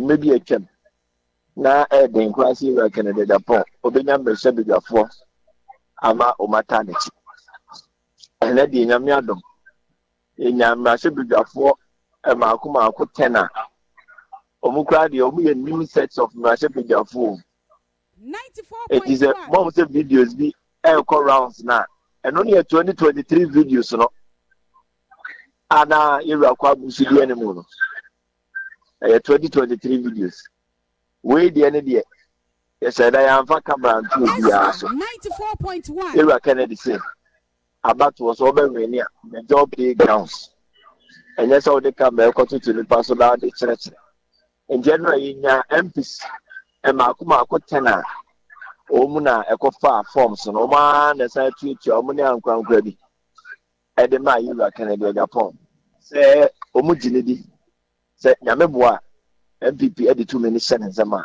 obetimi aye niema waka nyina na wo hwe MPP a mira MPP reward hard work dedication and a long service na wo ye wura Canada Japan idea sabe on this ticket na hone abo MPP sa every ye wura du bo time e dey ba be si ye wura kufu ado time nyina no idea wa bo MPP sika fam ene ahoden fam na ye mpanyimfo se kwaye ejewa ye mfre no kwaye wa ena nso ajew opebre no sutobre ba ye tintesu mu sanso na minyan ko watina ya afo ho ma kompupo braba no ye nyini mu eno nti so sha this time no there's no unseen hands up there no meaning say we can dey Japan ye be about 31st January no na MB before the EOCO for 2020 general elections. So campaign on the grounds, it's saying what has been the reactions and I mean, grounds it's saying because Kamiakwa said no matter what Ken is doing, for said Dr. Mahmoud Baumia is still resolute within the system. And Kaminya no nankia more obedient. Na so do obi dia ba mu no me ka ya ne we say ka fa no kakra e so ye nyame ni pay there's no way so be ka Yakobon ho asem ana nkwanje sem e wa bra wo mo bonsam so ni ana me nuamboa aha now Ezra na first campaign I hear no 2023 no general elections I ade ameni Yura Kennedy Japan and antiko ba bia na me who the responses are ever. And at this time also no onyan si mumpo no ayen an ye koye no me who responses e buy na sa responses look are very different very different very different if we say first no yenya enya obi amanu ko dira franka no onto franka no MPP no ye won se mebra na empanyimfo bi o MPP muka sabio edi egunkofo ni anamfutro bia no mutu egunkofo ni na we de yenya obi present ni wiye no a ye call general elections no ye nyina ye ni ehu bi na abra na MPP yenya ma power mpo no yewura edubu ahe wo no ofi asa je na minipa e ya ade a yewura edubu ahe konya a little over 30% that time na MPP any project ye ma power that any project be able to meet the point to say there will free education, one district, one factory, one village, one dam, FQ need the come down. That you mean no any choice because na MPP na ma power. And no boy ready boy. E konya a little over 30% no. Party na hu no mobo. Esa to obetia. Na ye rakofo e ba ye no. Penny Marco as a catch and campaign plan on your microphone. President Kufuor, a businessman, and he said, MPP before to Obama President Kufuor.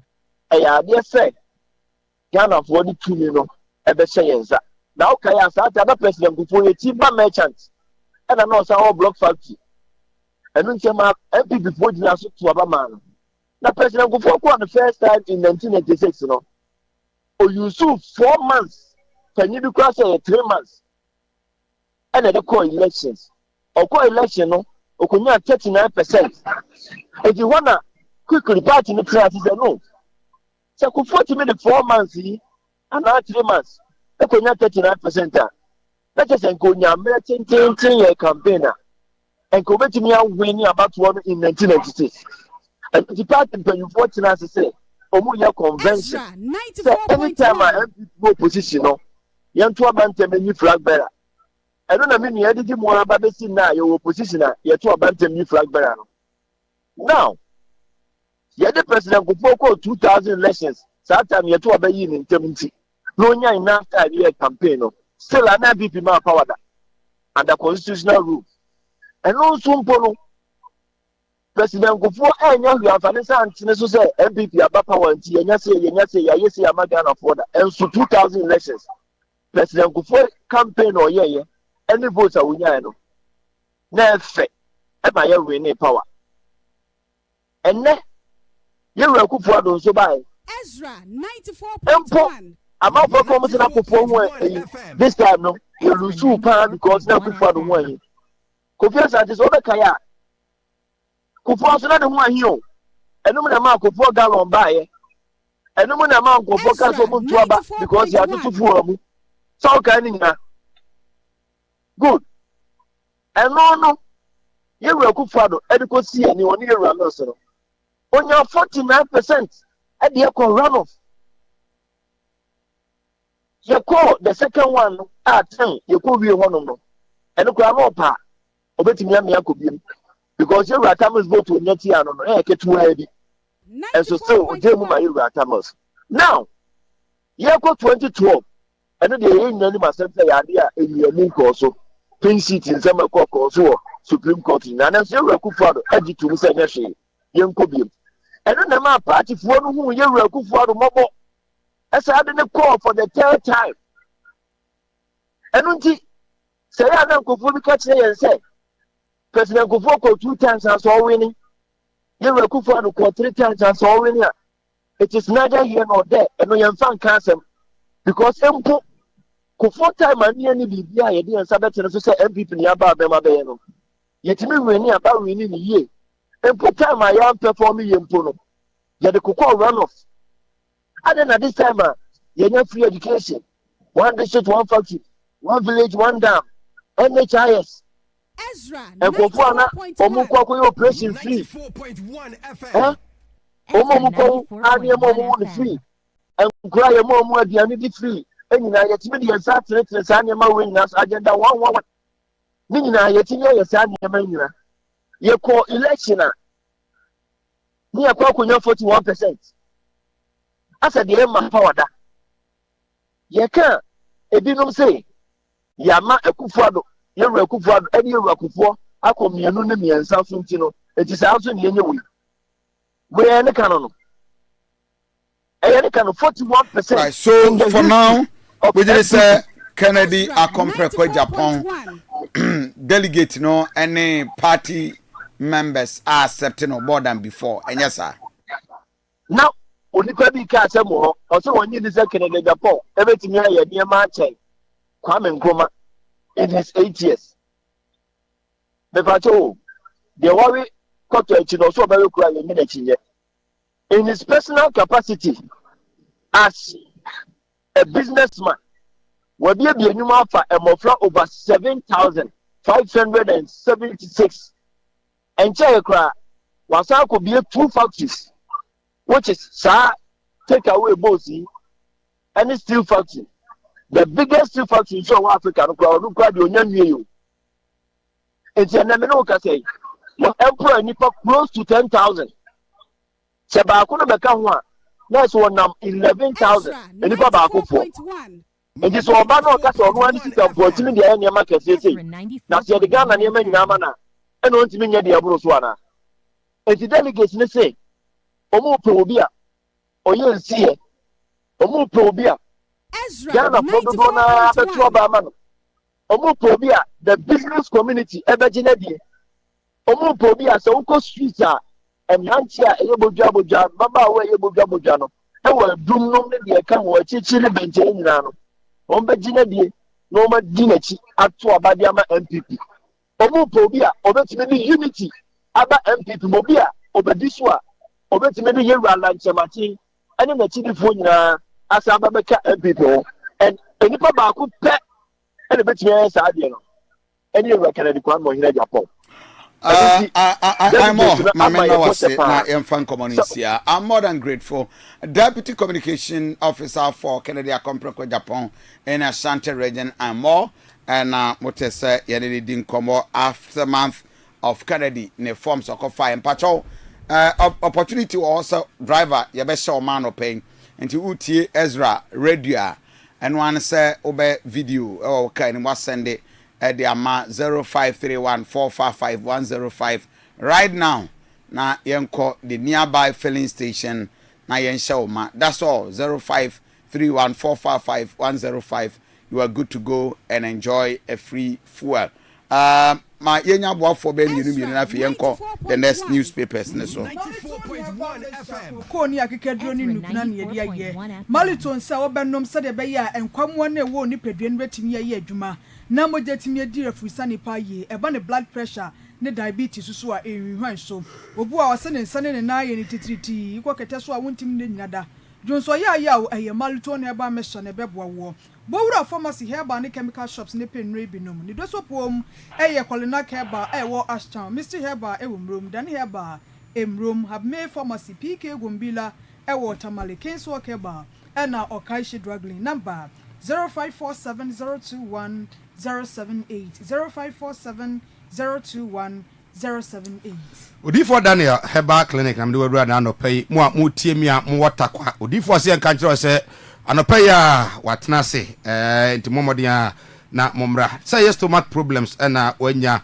menstrual disorders fibroid and oba bia beto yam wanya liver problem bia ya ka kire wakoye lab wahunu waist problems ahodo hernia obi won so aton 17 time waya untimi enya ya oba ebe mo aduru a obetimi ejaye low sperm count nkwabo no entimi emwa ema emfirimu ma oba no so untimi emfa furu woni oba bia kosi ana so akoya ne bi so akonya yare nso so a oba ebeyi e de free wa ma typhoid fever kidney problems afi wo skin no sansa bia gugu ho koko na free wani achi ona ho okọgbo no kwa na apiaba na se malaria bi na hawa D4 Daniel Herba Clinic make information no pay kopie mu ho na D4 enhwe enyi emfiri so amount sanso na e spiritual items bi ayeton na no eboa bi kwan e de amount open door powder no the man na the fo anim kakra bi spewo no anu wura ba bia no a na yaji watomu ano no mama kopa visa mo nko na mamu bi na afi so blessing oil no eboa madwuma ye bia na timia tumponto ba dwuma no pa wodi bia srasra no ano no e beto ne ma saa mo amo adum mo amo kaso a nyina momra na mo pe oil bi ento sanso na odi heba soup no enso eboa ama wanya bambo kese se be obi ano entimi nya oboni bia mfa mfiri asasi eso takwa ye wo ho ye ne obrempon coaster no ena di hwanimu sanso ena obakumase santimantem anso abekwai bekwai Atemuda Johnson ye ben health insurance no D4 Daniel obeba na office no ye biem ato ho a ye hwe ayafo enso ho fra homatofo so 0249 087 988 0249 087 988 nafi yenye woso Garafa Herba Center at the Gladman Mr. Abba se bemas jonku yo yasisi yade wo so emubo yade ahase bompini wonte da e wo mpemu a eye Garafa Herba Center the Gladman Mr. no e ne betimi aboa wo enti wo penchemu bi abromede so a anase dre bia no mo afre 0533420666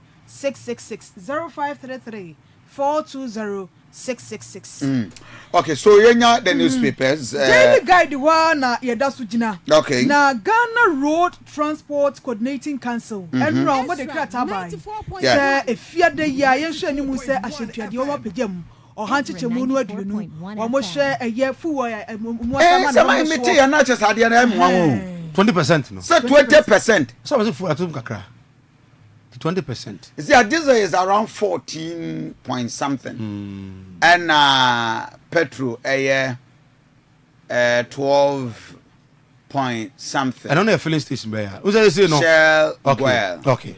I mean, those are the stations I use for measure. Okay. Yes, because other ones, you know, you look at the standard of the fuel, and so but Shell.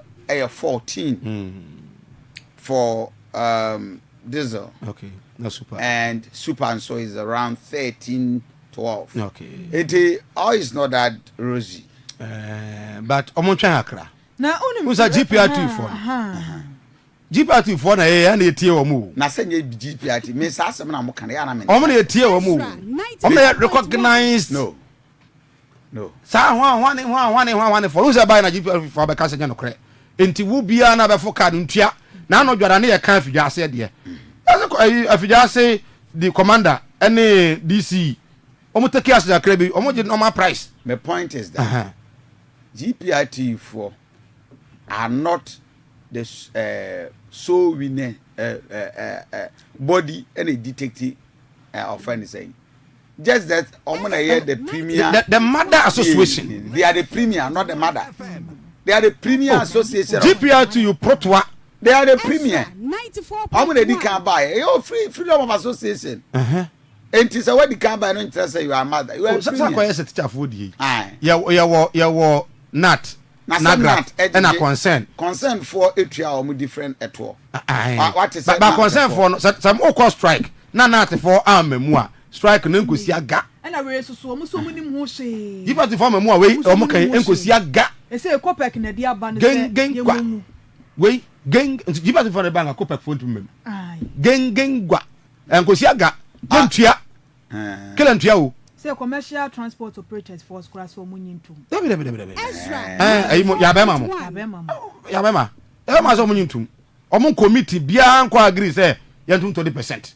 Hey, Ghana no. Ebi kwa no pay more than 20%. Tio, ebi kwa no pay more than 20%. I go forward there yatum. O say edu obi there so there yentum. Oh, na sa ko for na dollar net say. Wa say o say tio. Asanka for that be the catch us nye dollar nkwan ye de fuka. No kre but tio. Eye o say eye enema bebre na e come to play. Mahama enya no now no ase eye no nkyere se bekoso aye saa. Enko ya ra for beka. And they are all demanding for increment. But say wo be free 10 times so beka kire say watu mu obra others no nya we de. Ya be ma nya we. Tanko mu events yi. Tanko na ya we. GPR2 for enya we. Proto for nya we. Na o road ho na de. How dare you? Anya djuma. Ofoka na entua old price. Yantum. Anya official. Obi anto bibiam. Anya official. But I think sir penny for na yenya some sort of I think for now there's a level of stability. Exactly. But so and then motivating then tomorrow. And tomorrow you the increment no. Any the energy levy no one Ghana energy levy na about. Spare parts. And a spare parts no. And almost say enu nti o beto mutum. And they are all in the process so. And ma give for the absorber for Highlander is over 2,000. Now na akuna ni ma first nsara net here. Oh, na was so. But changes we are my. Exactly. Instead am my form sir. Ezra 94. So the concern is that and the man about form dollar no ni bibia can about form. But still okoto ade na everyone was wrong. So what are we doing? But you see, so Mike, I don't mean to you know. Ebona was no. Only businessmen no kasa. The omo kacha one say omo pe stability. To be stable. You know, they are monitoring the system. Minipa bi okofa fairness say task near that day. Also in the next 6 months no from the March, I say from March no to be September no. Se kwaswa no dollar no kwaswa stable sa dia. I shouldn't be surprised say task no betwa kwakwa beguma abati so for obi anya biato. Ni say omo hesa dollar no be stable. They say omo nye system ni sa wo. Say bia enne no e bia within 2 months na asasa. Enti no you dollar so stable for the past 3 months. Enti say stable about 6 months there. Ezra 94. That's you say omo betwa tete so akofo bia begum. Enti no let's hope that dollar no be stable there more. And one ye hwe ni mu now. But Shankanfo na de for now omo ntwen. Is it to say the dollar is here stable? Oh, say stability na say a long process 6 months 9 months 1 year. No say na is stable because say dollar no be nya be 10.5. Na o next week na say akobi be 10.3. O mo na say akobi 10.9 there. Enye stable no. Enya that stability no there. Omo so matete ne man so there mai. Am enso ehun atimi atoye. There area no say dollar no be gina. Na ehun atimi atoye. Ye no kua, ye ni koko. Ena to koko bu mama ya me ani age. So, there was a for trotro. With the mobile on of a taxi gonna get to any boyfriends can so. By of a tax of a trotro na yefano. Monte as a private for the for debut. E dia na mo ka ya tutu fu enum ye batum atufu ye batum ayem won wase o mo ka to fu a yes yanto observers ni bi yen tobi so phobia o say but yes you tobi na me phobia no na phobia ntam kam ko me meto me complain a wa o de ya djuma o san recruit bi ne de ne commercial o mo ntombo maye na Ghana no nyom ko na tim but other areas I'm told said they've increased. Other areas. For instance, last Friday, no so much. I mean, if you just for America say so almost resolve it. And what happened? Resolve it. And Reverend friend say almost resolve issue no. I'm a if just almost so 11 cities. So almost resolve ma bia say if just say there 11 cities no. If just have so ya no mu hu do. Na say we no so almost ka bibia na say etum wa ho no mu nsantu. If just say there. Oh say almost reverse in the back. Mama kwa ma so hi Ezra TV, Ezra Radio. Me di Ediana ba. Kofi Asantinin, National Chairman the Ghana Route Transport Coordinating Council. Ahaji Tanko. Mr. Tanko, Mayamo Achamo Akwabamra Ezra TV. Major Moso. Na then I must say, Modebasi atu bumwa, Ghana for Chumus Warrior. Yanda Yakasa Yitum. Yitum. Obias on Tias, GPR to you, Bias on Tias. Na GPR, you know, woman, Yajumo. Yeah, any GPR to the yeah, or cast, GPR to one more cast. Yeah, see a 2 more, a GPR to assembly. Yeah, see a 2 year DMOA. Yeah, 2 year DMOA, and then GPR to you. GPR to Mutumo, 1 to more, and yeah, assembly. Cast and Tia DMOA. Yeah, took Roma, yeah, took a woman, winning our transmusia. Now, the statement about boom, didn't I'm fine. There's a son at here. Sana tell Argentina GPRQ Nkwana betumi akwakoshia minister ama womudi levy 1 CD levy FDR 2 liter bia for abraya so eni mu abra womu so anka bibia ankyere yen say ye bibia bomu a enantina eno atumi abasa so mu koshia minister no o ma mama ne womu amane yanti hwe womu so ameka bibia ankyere say ebia yesia minister for it say anase it say debi eno ani say eni pedefo no ahia na ampra kane ade ba no womu si womu nti ase ape ekyere de obi busa womu a wo say eni pedefo no ahia atutu bibia mana akoyie na ye na ya ka no Transport Road Council for ebinim kwasa mo muni cars mpo ye cars ya say ye cars ya eno ano no me da say ya kakra bi mundu ba bia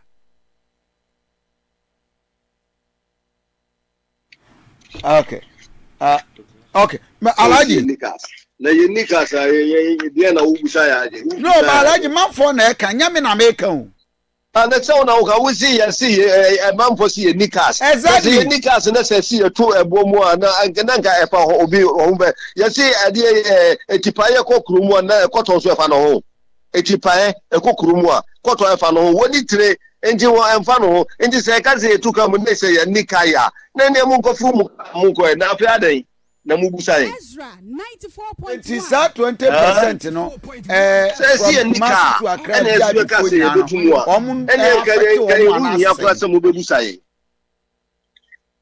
wo say ye nika so a ene dada no aban so ye bibia wode ye ka ho no ye nika sa ene wode ye ka ho a ene se ne na nka asem yira bibia obi amfa na asem basa ban de moka ho na da krope e bia o ma mfa mo anka ho a eno na de abufu a modi tum ya na se me no nya asem bia mpacho o dabi to bo ase asa obuafu ana obu ase me bunfu e me ni minister be shia no penti ye ni ebe shia no ye be ka no ni ebe de be out no ubeti enti se si antumu na ye adwuma na nya adwuma na se nya start nye ye ka se be start Friday na mba start na se Friday say ya Copec for crowd say and my mobia emfim Copec nye ye ni wo mu na ye adwuma Copec mu ka transport no wana Copec wo mu ka transport no ho Copec na wo GRTCC Copec na juma na wo ye na wono wo gina ketua na wono na wo to petrol di bagana wono na wo to petrol di maye so no kura na wo to petrol kura di maye na se wo ji sika bi na ye ntiase a na te se wo di ko to mfa en ko to e until for now Friday asentiade na be frase Ezra me say minister prayer kwa kushia 94.1 FM okay Monko share minister mu wi a yɛbɛdi nkɔmmɔ Sir Mike Reverend papa yes about working they want attention exactly this is okay that means after ni age means no pen means after ni age e ko share minister enwa no obazo ko share minister ni minister ko tenase na utwa picture minister ko sia we na me kan me see union no kwa nim wo mo saa so wo buza ne bofu yana ko ga asante de no office we Brother, so association no mo we ni ani abo ame so na de GPR2 ni pro 240 ni mo krum ha wow enti uba na ya 20%. Then I did 20%. We said the Osimi Kakra say ye kweshia safu wa Ghana cities yan frɛ wo money. We are no kura be gina so kura no mudin. Say I want to kweshia aja ya na nya da mbekwa mbaji fuel. So, go kweshia minister dia ministry be ma fuel. Enti ya kweshia no amfrɛ me no. Na ne bo afu you, enu ani o. Say say no ba bia o. Ezra 94. Frɛ we na afi no so dia ba. Say wo ka say efia da matum. Eni ebusa say because panic pa na enom de betu mu no. Ah. Na din tresa. Ma for Japan. They resetting Ghana agenda they jo ma di be anu adi o. I just do oguso reset di o set bibia ka se ti ade pow no reset pow no reset. Say koko foi mu we say e di kan akora ka say no ebo no say akuyafo no some de kwakoche o. Omo so mbe donate omo sa 120 Ghana cedis no. Omo be donate di ache. Eno kwa nkan ho asem fa nwie. Na mo de abasem be to senti adiem. Kwa mo na atumu nso anya GPR to you. Enye protwa, enye concern. Kwa mo say GRTTC ase hwanhwane. We Papa no tanko oba NDC. Last ten one no me so nya attention. Oba appointment. Na sanka busa ma me. Ezra. Wo no appointment we nya na ode ho ni bere na o say ma hwan na kwakwa yi. Enkosi aga ye nto buonum. Ofoka tua old price no. Oba ji new price ntua. We umpe ntokwa wo kwa asesa. 3 series na eji wa 3 series kwense ekuta wo. Kwanti final dia mo be US nkwancha na US nkwancha. Ah.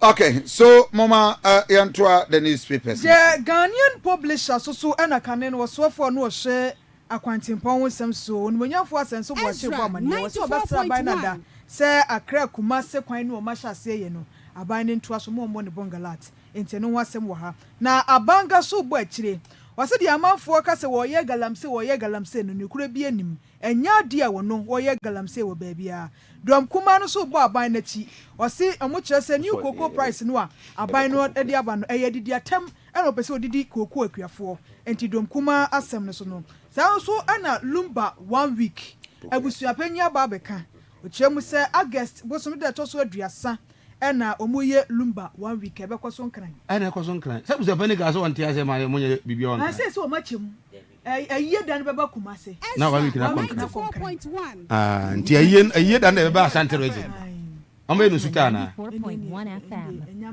okay nti omo de vejo na ma omo wakra ena omo ye 1 week ni wakra na aye dan no yakwa ye no asante region ya nsu ya be ye wa ha okay so me ka say the way ya omo ye vejo no omo ma ya je ye na ye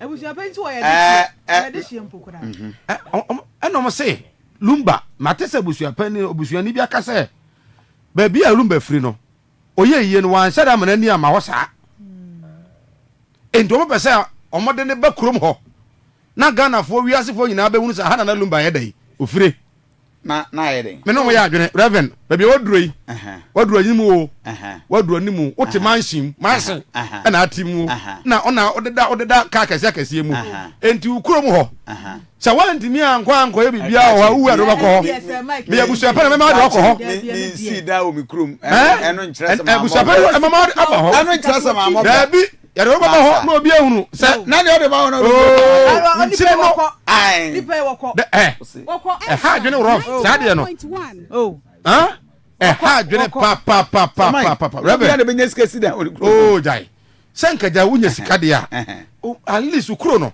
wonso so wusika kara ukuro mu na echichiri kuro ma kuro no so yefe enti so wanya ya do fu ba ba to ho ne nyina ehu abusu afie so mma busu afie half abu so ne ehu abusu afie ne ehu no se so wo se Oso mi ti ayi mi wasa dom na se e kwan ba sei. Na e kwan enya na me kura se dan empapa dan e wo yi. Na aka se me do ko. Ani asha se kosi blog dan so. 4.1. E di sana busa pani paso yelumba. Mo fa lumba ko lumba. Me busa pani ya adwene. Ye ne sai kron kitwa na we pinwa pagya. Oh. Entu so obekọ despite ni krom ho you am ase. No wasi dan kama. Wokọ donyina. Man we so otwa nchen at DBS. Hwefi wasi no donyina. It tells so o se kono monyam ko ni pagya. Okay. But so we sika na so betena kumase nko sisi dan e wo hwan na on the state a. Owu abeba krom. No abeda omusiye ho no. Wabeda ho. That is what they want to do to Lumba. Ometo so kama ho. Enti unya sika anti revenue we dey obusuafo enye we ya busuapani me mankra. That bia no. Say 50 years to come say you. Mama namra ho. Uyeku etia. Yenkosie no ho na obi ahu say hey, so pani say ha na ofiri oni fie ni o. Aha, mejitumpa. Me na busuafo ya adwene. Na the Chronicles so Thomas Pate ni foni da akwani so ofie na se no yese woda databuom the lions den na yese wodam wo ene nyina se ntanse bia ye de bɔ no se watomo na na se sexual assault bi akoso ma court ho akoni abedi se ya mani bill. Yes, it's an allegation. So charges in about 6 Ezra, anal sex 94.1 FM with Ezra 94. The client's complaint. Without consent, without the client consent. If we also are client no consent, but was not complaining. Yeah. So boy, we are man broso. Mbro from to be before. Bro ni Robert want to be new. You can brush na dishi. Exactly. The banisa we withdraw consent. Yes. Is he not necessarily mrofo, but a criminal code nature say. To sound no jama. Jama tiase. Say crash or no be koni dem. Yeah. Na otiase mu ye bibia bia mu ya edu baby. To jama say debi. Ezra 94. Ni ana me kan say me ya de no. Wo de ewu by seventy two free. Na jai. Na wo to aso a. Yes. Exactly. But Ghana no ka to free mu a. On to free mu. To free. How come about fast? Ghana ni. So many. And is that some home no party. Yes. No they come exactly. Ghana ni to free. Say any kwaso to kwan.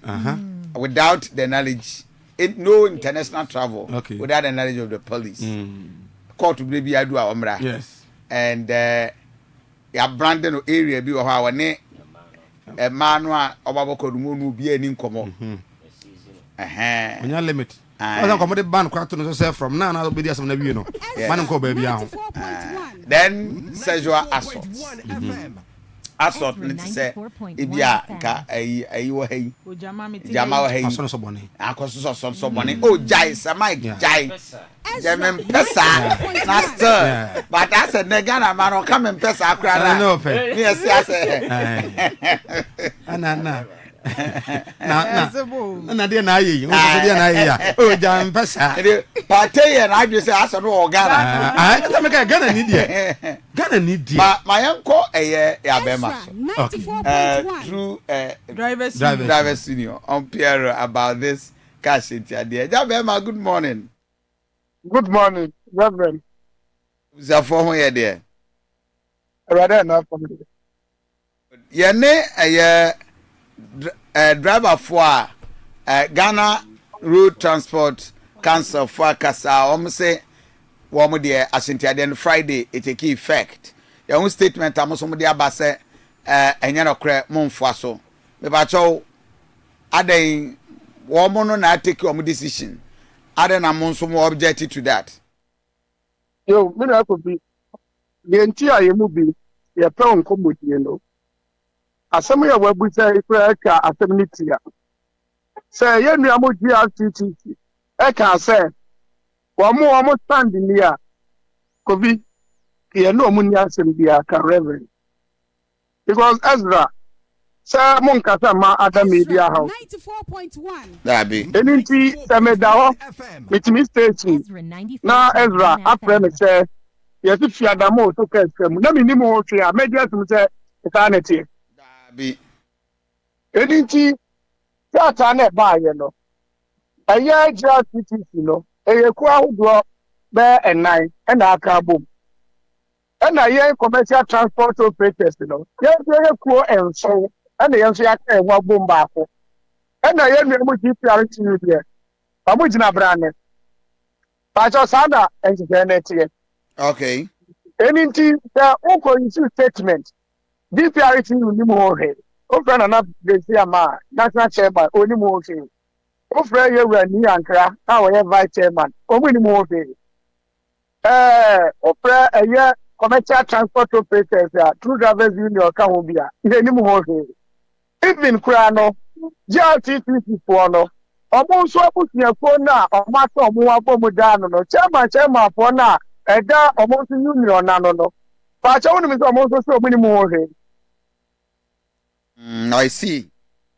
ɛno nti na yɛgye to mu kɔnaa a ɛnyɛ yie na mede akɔfi sɛ asɛm no ɔmo abɛɛdi no biara ni hɔ a yɛbɛka so yɛne ɔmo nyɛ adwen yɛne ɔmo yɛ adwen yɛakwan no asɛe yɛne ɔmo yɛ adwen na nso sɛ kwan sɛe na ɛne ne yɛgyina so de ato kaa sika so a paakyɛw adɔba awurafoɔ ɔmɛtumi aba Kumasi bi Ezra 94.1 ɛno fa ho a mpaakyɛw yɛn nuama wɔ manso tontokom kumpɛ sɛ ɛyɛ daaka no ɔmɛtumi aba nnura na bɛ sɛ wo ne ɔmo nkɔmmɔdie ɛfa asanko maa no mfoɔ Ezra sɛ wotwa kuro no wowu sɛ kɔɔkya wo kuro no Dabi.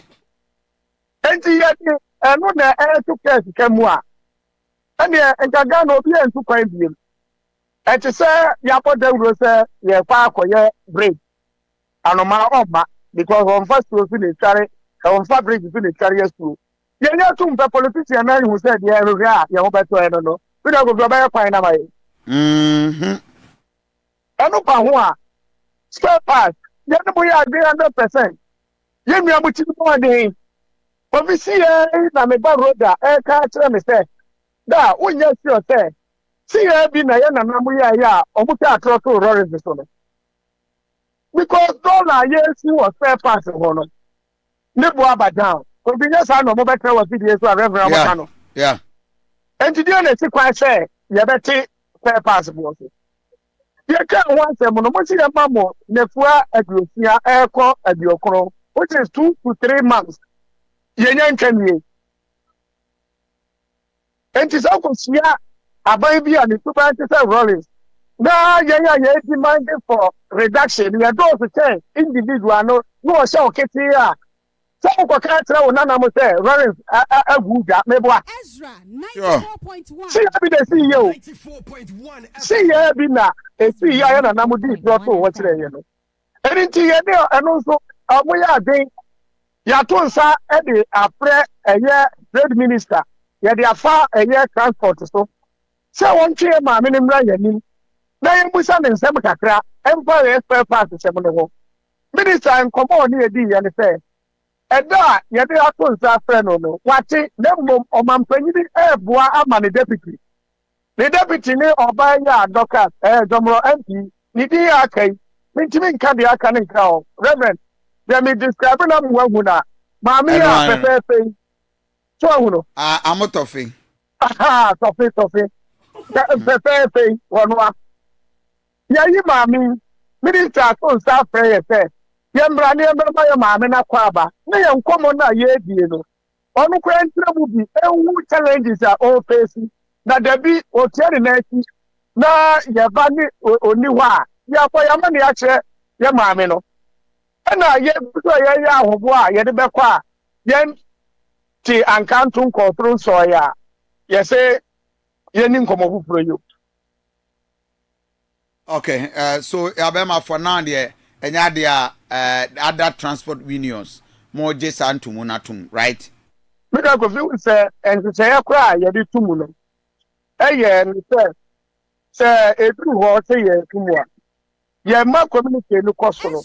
Ebu anepua be enso kodu. Ne dia I say prices no. Ezra, mo adu.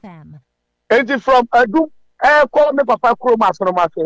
Ni e gi sei. Sei e be gi sei. Me pa cho me de crack bi sa bai. Enti we ya ne tra say ya, ase unnim dia opesa we ya. Na go be somebody be on so a reverend. Eno dia wa because wa dwi mu do. Nkoko ye ntimi nka wa ha. Enti ye be tere fe no ye fi asem. Ye be hwe na yakwa akoka no wo fifiem. Ye be bolo ye nua atafo powers. Was killant ya. Eda fiada atafo powers we there. Driver ntia. Driver we passenger ntia. Anyway, mama ye yes, so by Reverend, and then at the launch of responsible cooperative mining and skills development program no omo launch no Obuasi. But that is great. Oh yeah, Obuasi. Yes, Obuasi. The minister. Yes, minister and the president. But Sir Mike, me are worried about Pukuase Kwan. In fact, sir, omo ye na me say for the last 4 months, Obiara nya adwuma o Pukuase. Say no omo ye ana. No omo ye from the previous government.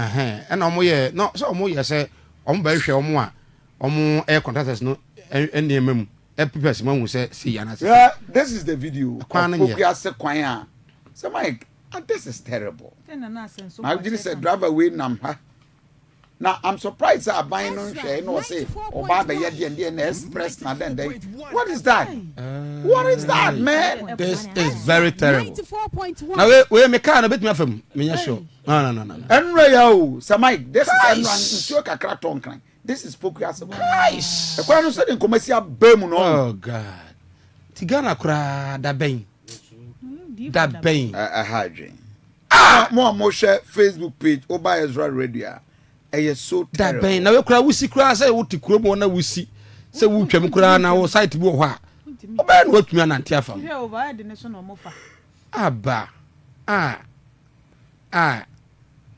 oh anyway mo nwie na ye nwie abo afo na Mickey Delivery Services any NY Sports Shops wo say obi wo ha ebia aduane wo pese wo mokoto brewo na omde besi wo pona no anasa parcel bi ya de parcel abrew na wato nsa de afre Mickey Delivery for na parcel no wo makwa gidi abrewa intentem so we omumbo delay bia nti eba ni nuane parcel bibia da fre Mickey Delivery for enya no nko wo mo NY Sports Shops wo ha wo moton eye football boot jerseys ene de yeka hu bia wo pe volleyball net tennis ne enho akade bia da Mickey Delivery Services ni NY Sports Shop say obetimi aboa pa enti enchemu bi abro media so 0534 332598 0534 332598 ebia na we ya corporate event bi aye na wanya wedding ana party bi na pese oto a bodia na eto safre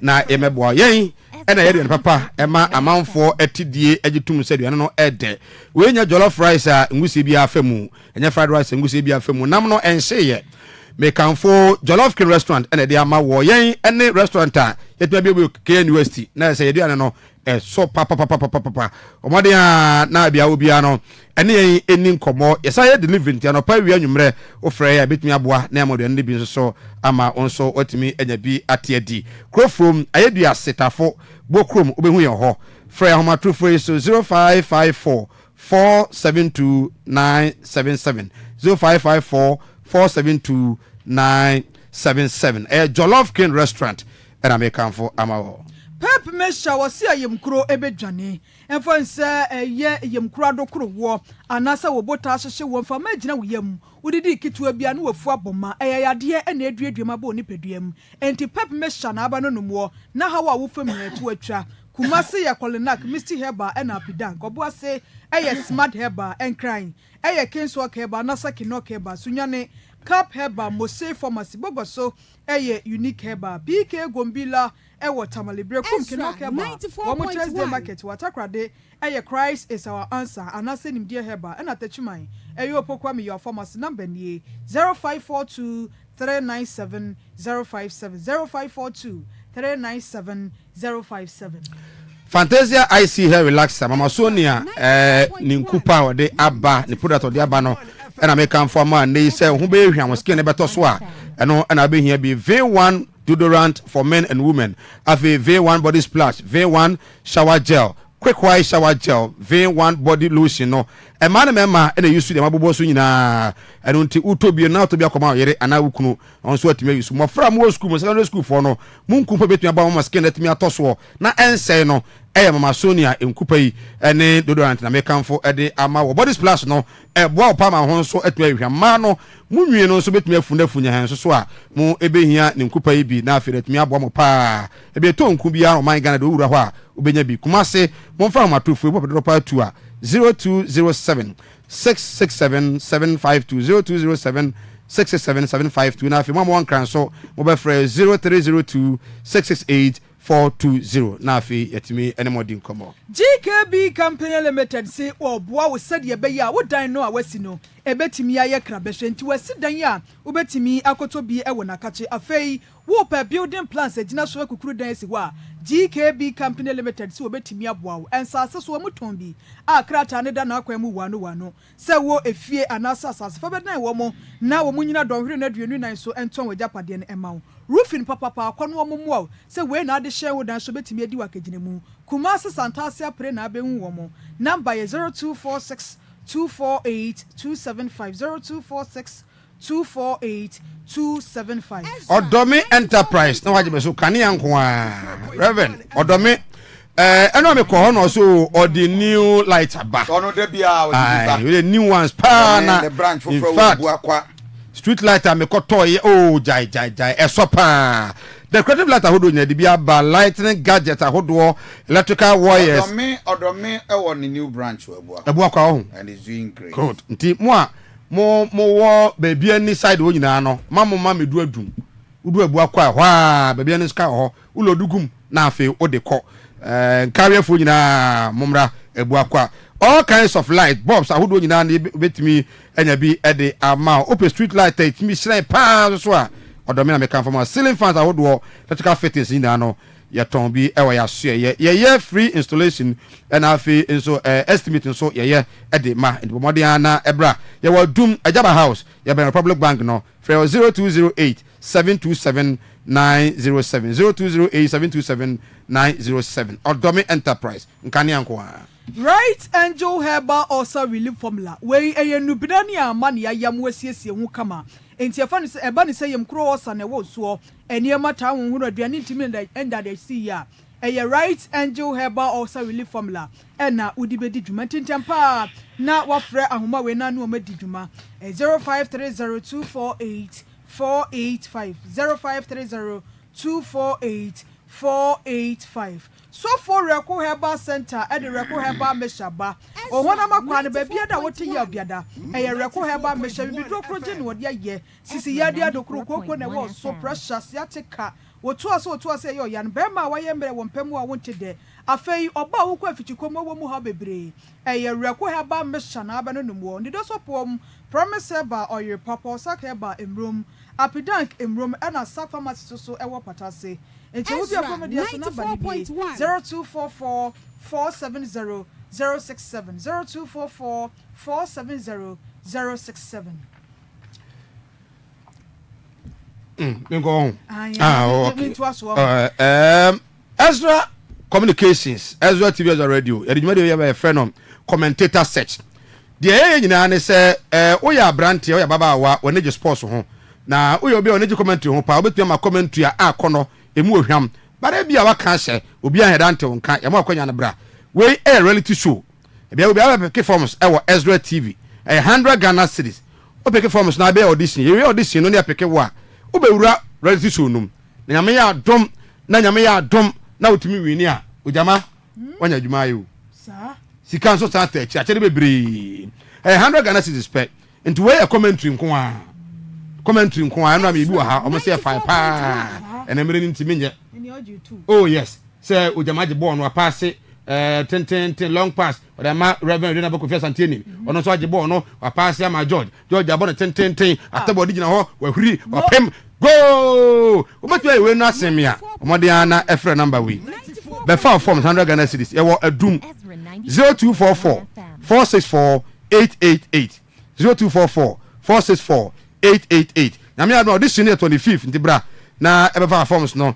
na etimi nya 10 emfa emao quick sale no so no Ezra quick sales promotion no cost we mini trade fair I de brewo ewo adum ha ya nyame adom 15th of this month and adumadi no ya de ebrewo feska kakra bi ebra na emo joton de no de mfama wo abonten fa begu ho na manfo betunko na afi won so no etimi stock shop no mu foforo we Ezra quick sales promo and I de ebrewo obedo do hu shemu a omade ana fra matofu 0244 464 888 0244 464 888 Divine garlic and divine capsules ebanu se wakuma na yebo peri hypertension so stroke anase with yimta etimu hona makwa no na ya white was so gonorrhea syphilis divine garlic and divine capsules and abenu wobenu mabom na siesie nipadwan kumase shops bi abegba wuramu drugstore bi anu benya saa enure bi ni do so pom Misty Herbal Colinac Fredimens and Jali Pharmacy Takrade AA Pharmacy in India Herbal Christ is our answer and Jeff Herbal and crying Cough Sam Kings Walk Angel Herbal and Anana Buachi Sunyane Green Light Pharmacy and Chemubi Abomedia so 0530 172 086 Semen's Vital Herbal Mission in the capsules again your bonnet samanifa we are bema naso obana siadia woswa wonum again ne meshano na the capsules na ka ho siateka na woso anasa kokwa dokuru ni paduanim oba wo kwafichikomu a wo mu ha bebra again Semen's Vital Herbal Mission in the capsules and abenu wo number ni nieje na wonu wo munni dwuma 0244 718 557 0244 718 557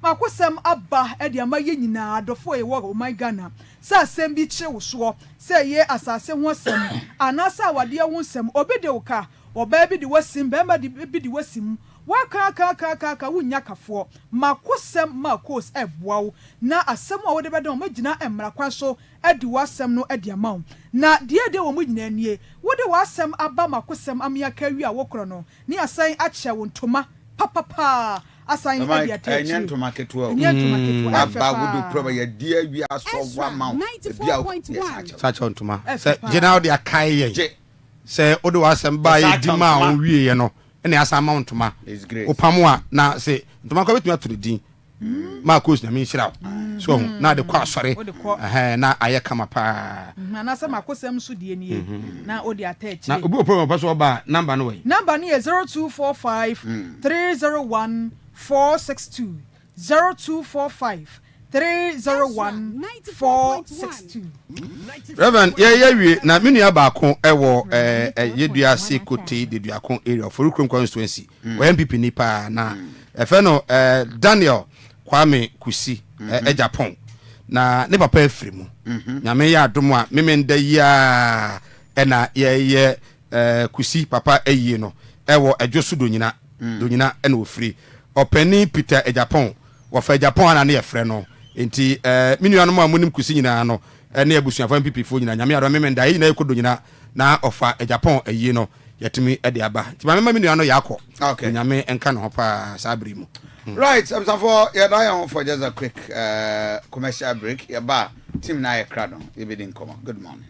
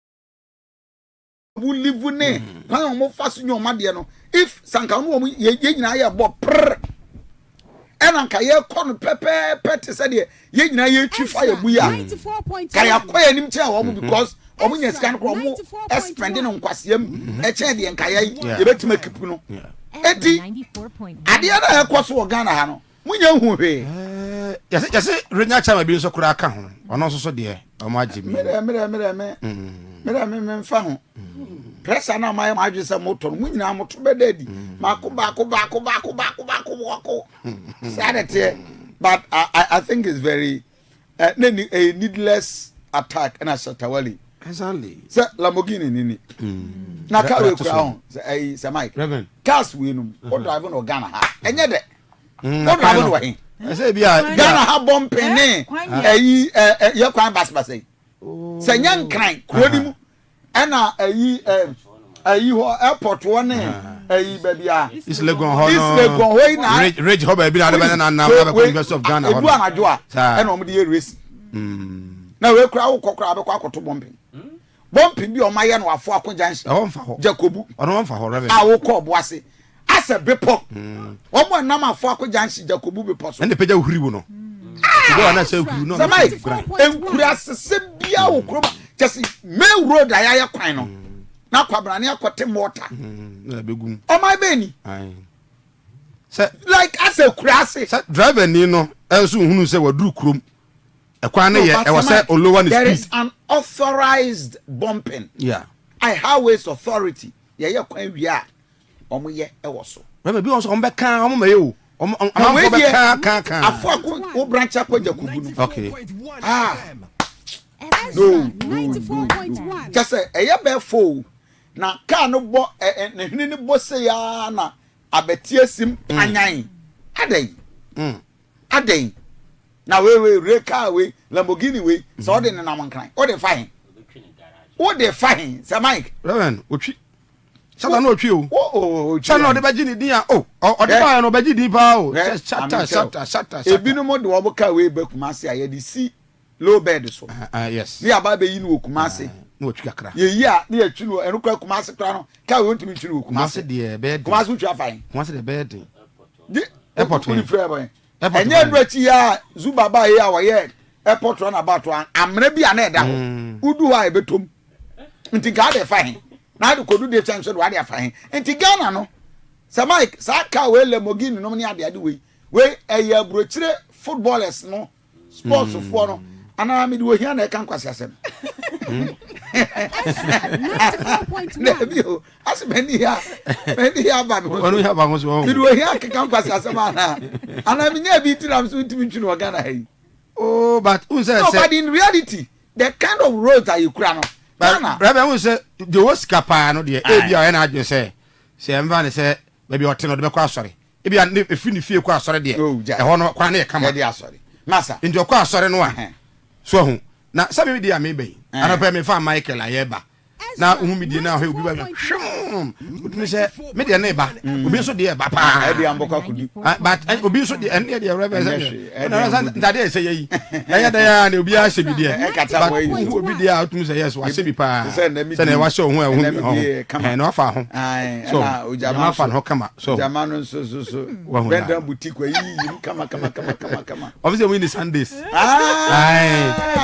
and no that to for na catch them me I say in Sundays omo na ba duma yi no Sundays no yes Sundays in ma and to jama we so baby hotel there of far taxi and yes I also on fafo there be jama on fafo your man for 400 200 a day on fafo over fat tax no bom tinka island ho baba be see Dr. Mensa na just baba be wura benda buti and na Clayton publications no mo can say Clement mo say on je for say de no jama tia okekeka no no mo bufu afu pa go jama e se dwa no abutre o se dwa no the pressure boys obu 20 ni 30 now over 200 150 anyway so but I think say the likes of Shata Wale num and the boys in the bragging and you will scar and you what that day you kwadi ni nyina could it also be say na ebi so ana on the when say ekro no de Oh, nemu onim say bi a onya ne cheap. Possibly. Onya dey on ton price and ka original be ton ho no. Ezra 94.1. So, enya washing car, we enya washing car. Da bi we dey ekoro no de na wato ne ache no. O de car no unse yesen zo aboka wo. Uso aboka pa, usika kem. Ba be na BBC o man so watre so. In fact, ya wo me a me yes antwere adwuma be si na me hu bi da. Nim say ka nya accident a. Enka car ne timi lock. Yeah. They lock it there. Have over Facebook page. Hey, Jesus. Reverend. Ade no me hu bi da o. Anodin. Na ni papa hye. Moto. Na abeka se aponchi e hu ne ho. Na moto tintimi shima. Eno na wanwa no. Passenger wate so no. Ade ya chekere ni taso ana. Eno na wanwa no. Because moto dey senke enya accident a. Ebe ye we vani say. Obehwete. Ba won say ukọ area ho no a. Ade omo ye na hopa galam say site no. Omo illegal fuel pumps ahodo bebre ho. Enti bo say asomasi no o de gallon ketwa bi no ton fuel wom. Enti omo to a omo de si moto to. Won so de 1 gallon no oto 10 gallons 5 gallons na esi moto to na o de ko site. Pumping machines no mu use no any omo chamfan. Ezra TV, Ezra Radio. And I don't pay, just join us on Facebook page, and of course you'll be part of the discussion. And you be nyamre na fi yedin komo.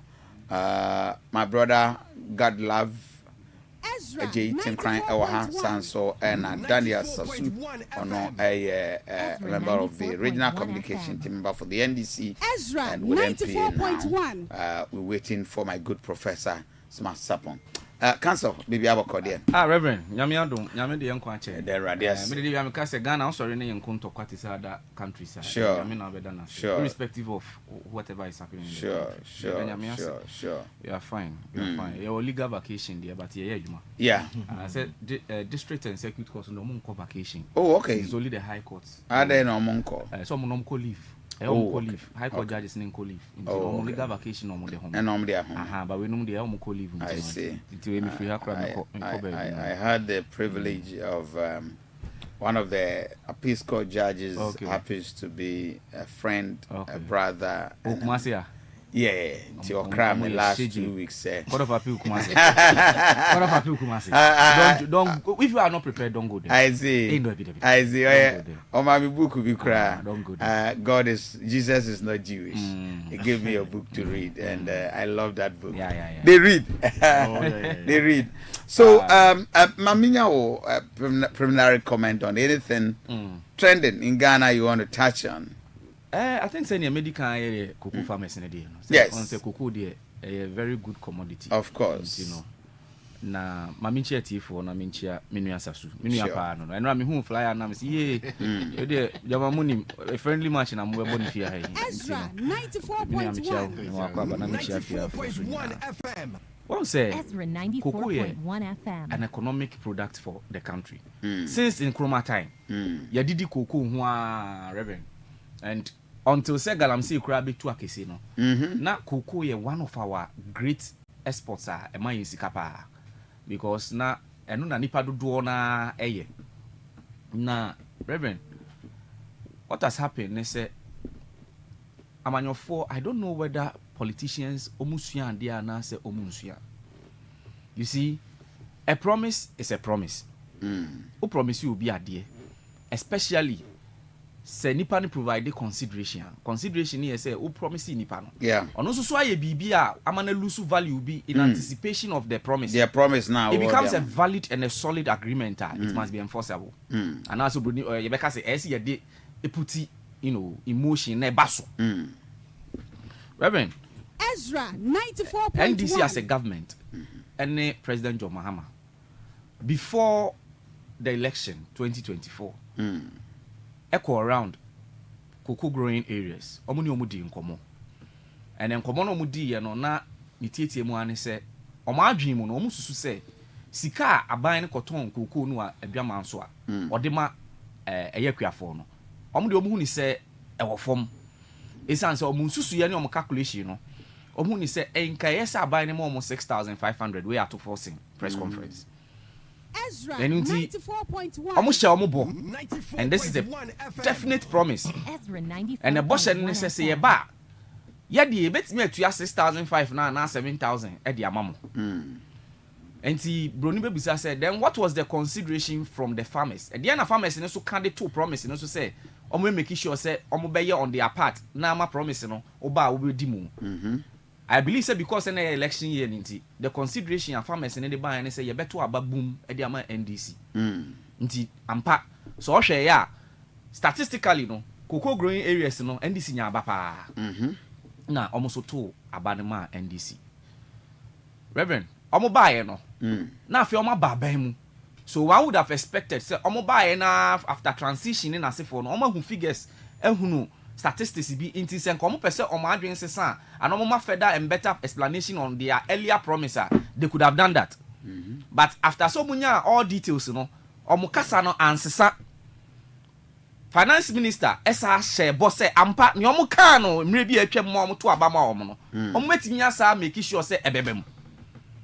Reverend Tenio, this is the time I know when ya details did that because what about mu what appointed CEO of Cocoa Board you have been given all hands side na se for into unim it is all buy no na say one who say FOB ni na se for any dollar rate ni nti enti nyanka yesa me hu ni say oho no kasa no start say esesa and now betimi afret akuafo nyina sa ka kire mo say obia menuanom me wo opposition no say na me dwene ba me buy am hu no 6,500 no e bia be den say ye de be mamo but ye be make sure say ye be mamo e bia something closer to 4,000 and 5,000 me ba choti ase but kasa na nsesan reverend still na NDC any minister finance minister e ko so share bo e ka kire akuafo ni say bo share omo proud to 2024 election omo ba eno an omo mesaye nti e to akuafo ni tim enti so reverend obehwa mama me sa boshe we na sa sisu bie mu a ebe mama bo me hu modern say na adwuma na me ye no me ye ne kese in anticipation of what a certain reward nti akuafo ni dom hu share kokoo mu pa because obeka ya I think previous government so no started year pollination check seedlings na sefo nti ene no e bia nyinyina ko mo expect say sa na beba president no amum esu nya opportunity e address akuafo emo no so just last week or say last 2 weeks ya sa kasi so say on finance minister di nkomo na ne nkomo na di ne kire say they are going to get something bigger 94.1 Reverend Tenio, they are going to get something bigger I just say promise na aban ne de ma akuafo no wasisu be ye empre 9 nti say akuani bia anticipate a ne anticipation be wo soro pa sure the president is so abeka to so time and no more promise no we didn't hear dollar argument. We didn't hear FOB argument. I am sure all these indicators were available. But you see, politicians my promiser. The first thing I share a vote. It in America to the panitri mama yo mo de amoma to abama me na no mo beka. So at that point, in my opinion, I think say the government or the NDC at the time was only promising the farmers to say ebe mama to abana mo. Hwe. After all these promises and emphasis, ya beto ade ni mu a Reverend ya to move from 3,100 to 3,228 a marginal figure or increase of about 4% of about 120 Ghana cedis. Look mitie honorable Erikopoko was say obeso nya 70% from any figure obetimi anya obeso nya 70 o calculate 70% from any figure obetimi anya Reverend ene kuani a wotie yen ana kuani o Ghana no does not care about FOB. Yeah. Kuani no he does not care about dollar rate. Sure. Because time now we send bono you never introduce those indicators to the kuani. One can say you see there's a clear difference between invitation to treat and a definite offer. When the invitation to treat it gives room for further negotiation. Yeah. This was a definite offer you made to them, definite promise. Me ba mema will say. Say now nim sa dia enka yesa o promise leave room for negotiation. Na kokwa say me sha mo boss me ba. Ya be hwe FOB ni ahwe dollar rate no ni ahwe ni increase it to a value a be important to mo. That should have been your statement. But ukasi su dua pi 94.1 abaya no wo ho na no ma 3,100 no no so FOB wɔ hɔ at the time na dollar rate wɔ hɔ at the time 94.1. look me nya sure say this is the only time a cocoa board government bi abetiki time a ekada hɔ from 2016 me assure say Nana Akufo-Addo and the cocoa board at that time there was debt. You can talk about the margin of debt and say ebia ɛhɔ ka no na isha because that was 2016 2025 ebe kese ama again over ka no so dia and na reverend ye behwe ka no in respect of say na ka da hɔ 2020 from 2024 eba e Canadian no de ye did they use it for projects feeder roads cocoa roads omo ye bi nya na eno na maka na ba na but to the ordinary cocoa farmer this rhetorics this thesis no emfa ne hu reverend ni o hia ne say semi a o share ne boka che ne say cocoa no uba obetum from 3,100 to 6,000 7,000 no ne nsa beka wo calculation of dollar CD appreciation depreciation rate and all those things okay kabo mo e be do 70% and it is not 4% and it is not what have you e brofo anwian so cocoa farmer on here sa indicators explanation on here 94.1. me ba to say time around the abbey efa konya akwatena cocoa farmers cocoa mu e de so ebu cha akwatena ho no makasa no onim say FOB wo ho or sa kwasha omo boka che omo say send omo share bo no the new pricing window no they are going to get something great. Sure, politicians should learn one thing. They cannot take the people for granted all the time. And then me assure some can because of power. Omanya power we so they may not care. But one day the people will rise up. Now who timamu for na so ya na ye ka ho reverend. Asem bia politician be ka che bia no. Ni ajeadi. Yem probi bu some questions so. Because I had to say deal every day. Energy sector levy dey me mabusa questions be already so me busa say enti say ekoba say fu oba form pa ene yi no ye be yi afiwa na ekosoro a ye betum ana I mean we sometimes we should ask them questions enti aye na omo ba akuafo ho yi no mo hye sa abo no enka ye say mo busa omo questions say we no mo ba sane atie bia mo betum ana and I'm sure they would have answered in affirmative come make say aye because at the time no mo pe vote. What is this explanation of dollar look reverend dollar appreciation CD appreciation no enye goods bia na ye significance. How much is cement now? Cement is still 9,500. So what are you talking about? Iron rod is still 120 cedis no kuyari no. How is it going to affect the cement price or kwakoto? So what are you talking about? So sa CD depreciation na ekuyani no kra no cocoa na utoma no ono dollar no ye de manana cedis. And the dollar now quote and yeah, then the finance minister am me quote in CDC now right from the one almost who say 120 no more so they quoted it in dollars. I didn't hear because on one case him say so nya quote in CDC pe ye be who say but we could still do the calculations. We could still do the calculations. I feel say the government has been unfair to Ekuafo. This rhetorics in explanation they don't need it. All that they need they say omubotomba yama. All that they need is 6,000 I'll show more, 7,000 I'll show more bono. Sabeka. Because I Sekuyanibia anticipated such increase and the confirmation by the president and the finance minister. And Okwaje Busia Edequaya need bi Okwaje Busia ditu ya neba school fees bi. Say, oh, abang ni so betuma my boom, yanya kradie, yebenya mitie Association of Cocoa Farmers be interview on Munia POFM. I'm saying nani nansa. Reverend asema papa ne ka say omo calculation omo ye ene kire say enka o de aban na omo hwe kra no enye 5,000 not less than 5,000. So yes, of course you may have reasons why you cannot give the 6,000 or the 7,000 which may be fair but it may not be reasonable to the cocoa farmer because 6,000 7,000 and no na ukatu na adwiri and I'm telling you they have performed their part of the obligation by voting for you omo to aba no so pa enti omo uba enya fe na obeye ena bia ni aban ni ye ne de ekwakwa eti say ase ukope oba na ode wano afa ne ho a so just to woo the woman afi wo ni wie ya say enti sa say sa na akwakwa eti say nia omo crocodile John they only said this to the farmers to get their votes but you see ni omo kano obi beka say okay is it not true say CD no appreciate it? Is it not true FOB in Sensem? It may be true, but I'm saying that it's not reasonable. What you say? Reverend said, not all truth need to be told. Unim sa. Nya no kra nyina na yeka sasu no kra bi wa unim sa o kan do kwa ahokyerem. Hwe sasu now the odim say Shata Wale onim no kra na na. Wo kan ye beche no. Me ba che oti ase. No kra bi wo ho a yenka and it's happening even in court. Nya no kra nyina na yeka. Oti ase because wo kan ensunsun so anso no e de wo be ko say but my question is say me nua sasu mu. Busa de say sa argument yo mo de man na yi. Say previous government no and a man sa explanation sini argument akiyenya press conference ana.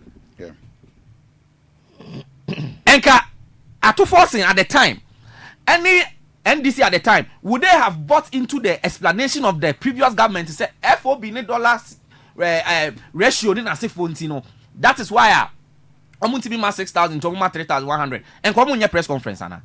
Why is it that explanations embata ma wo opposition embata ma wo government adentia I think say politicians yafa oman no tradodo and it is because Reverend Adi Ekosi market on the wall make on Ezra TV a strategy ye keep sika no kakra omotima makuafo no 7,000 said omukano a strategy ye be keep 2025 me boa 2026 by 2027 equal 2028 no they will increase the price of cocoa to like 7,000 8,000 and no money say man for na dream be free sa 120 so and it no correct politics e be do one no ye dey more 7,000 8,000 e be one ye aban na yade everybody that say we dey hu bi da na ne ref say for about 3 years no na increment ye just 4% 5% and so politicians are playing with our minds and until say you best rise it up against them ni catch them say look ade aya mo ye na nyese ye nim o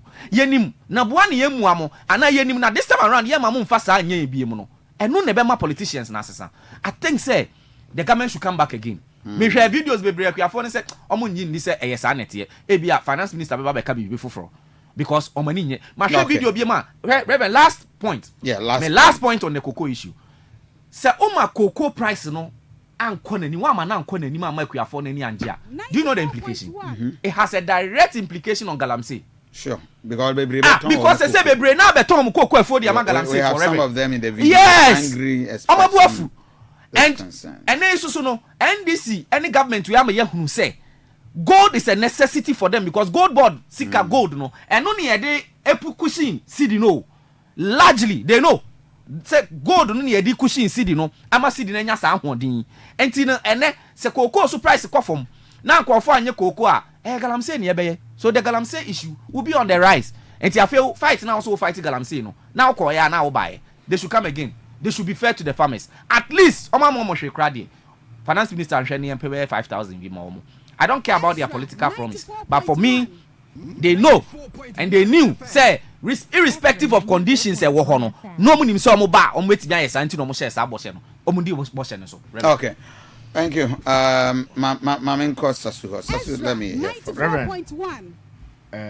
Mamin fa kwenye usinamenchia asante mai. Nana baby obiano. Yankwada na mencha ya regional minister Dr. Frank Amako Hene ena ye KM boss so Zuba I think say omunyina ya den egbo adwuma Reverend say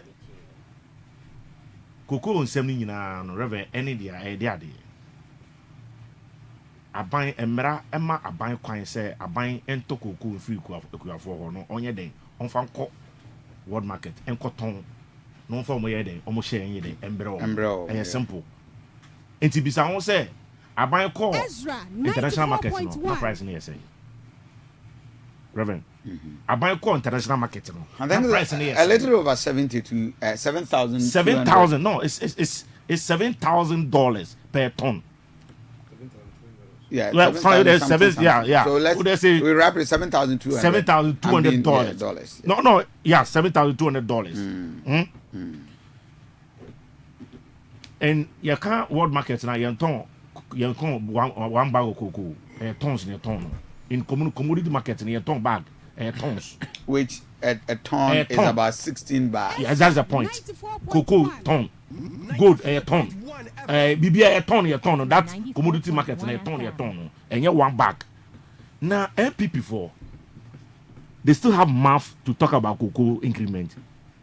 Bisamini asa omo ba 2016 omo increase meba bisa omo say reverend omo ba 2016 omo increase cocoa saying 66 Ghana cedis compared to here there no omo say 120 you know 123 no bisa omo say saying you know the nyina pe MPP have no moral right. Reverend, I am saying it here. MPP have no moral right to talk about cocoa increment. Only moral right to talk about cocoa increment. But they increase. Yes, saying. Increase, but over increase it. Saying. Yeah, cotton market. Saying. Yeah, cotton market. No. There is $7,200 per ton. $7,200 per ton. We are giving cocoa farmers 5,040 Ghana cedi. Who compare your percentage in saying it's not about 70%. You are 5,000 no. cumulative forward. No, what I'm saying is that more calculation. Debbie, Reverend, I'm not confused you, Reverend. How much have you added? That's the point. No. That is the point. I'm giving you 5,000. It means that you are giving the whole price as a new figure. How much are you adding? Reverend, one second, catch me no say. I buying Eji cocoa na okoton international market o. Also, ya set on price de da o.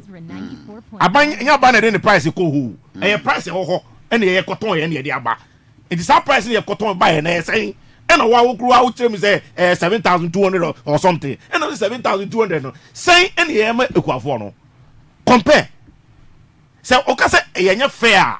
Na say o person chere say 7,000 no yamokuafo bia be 3,000, but we've given them ekuafo no more than 5,000 out of the yakota no. You are still confused. No, I'm not confusing you. That's a fact. This calculation is very deceptive. That is a fact. So what I'm saying is that so the entire 5,000 in now we need per ton. No, is it cumulated? Yes, per ton no. Now you're saying before the now 3,100 and now they say and you did more than 3,000 account and they say no more than 2,000 account. Check it. You can do the calculation. So deal with the bag and no, a bag. What I'm saying is that no that's what I'm saying. Say me initial comment me can say in the commodity market you in turn one bag. Untimi fa one bag in free anko international market so kwa ton.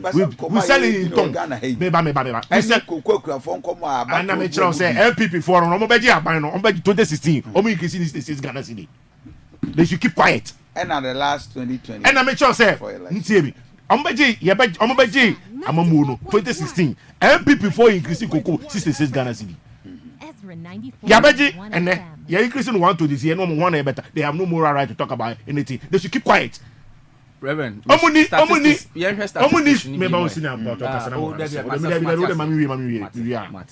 they have no moral right to talk about cocoa AU. Ya increase ye bosha ye share no. Ye share bosha na saying. Ye share bosha no na. Ye first dollar na say 16 Ghana cedis. Yeah.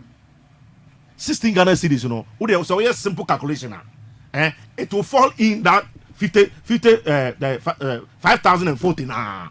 Reverend, Mr. Why is calculation now, Mami Kasai? I know you know what I'm talking about. The ordinary farmer has nothing so to that do is why the radio and mini-miniaty hey, yeah, you want to see a better Gronino say this is how it is.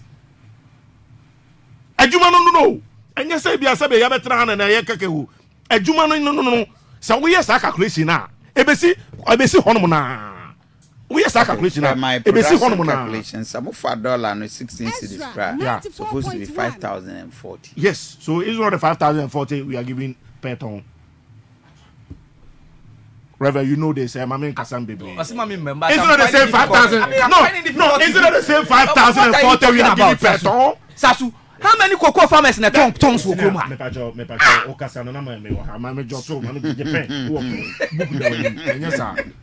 it not that 5,040 we are giving to the farmers? Say yes, sir, the catcher me. And yes, sir, again, promise near the moment. It's not the same thing. Yeah, Casana is 16. It is said, yeah, would ever be a crown ton chair. The promise we made, we'll be able to fulfill it per the dollar rate at that time. Compared to now, it's the same thing. So what do I say? Yes. Yes, it's in the episode Ghana phone and say MPP have no moral right. Reverend TME. MPP have no moral right to talk about cocoa. MPP for unum de omaye. Omo ko scam mro for no. E ka kire omo say they will give them 750,000 metric ton. Eje hu sika. Ediba krum ha. They end up producing less than 300,000 metric ton. And now me no kase. On say na even say agriculture minister ka say cocoa DAC efum no odeka. O ka say asem no. It's true. It because of sa. Omo ko je mro funu sika say. Omo ko AFDP. E ko ji loan over $700 million. Somebody call it cocoa rehabilitation. Reverend Minister Sandy Munina, what's it?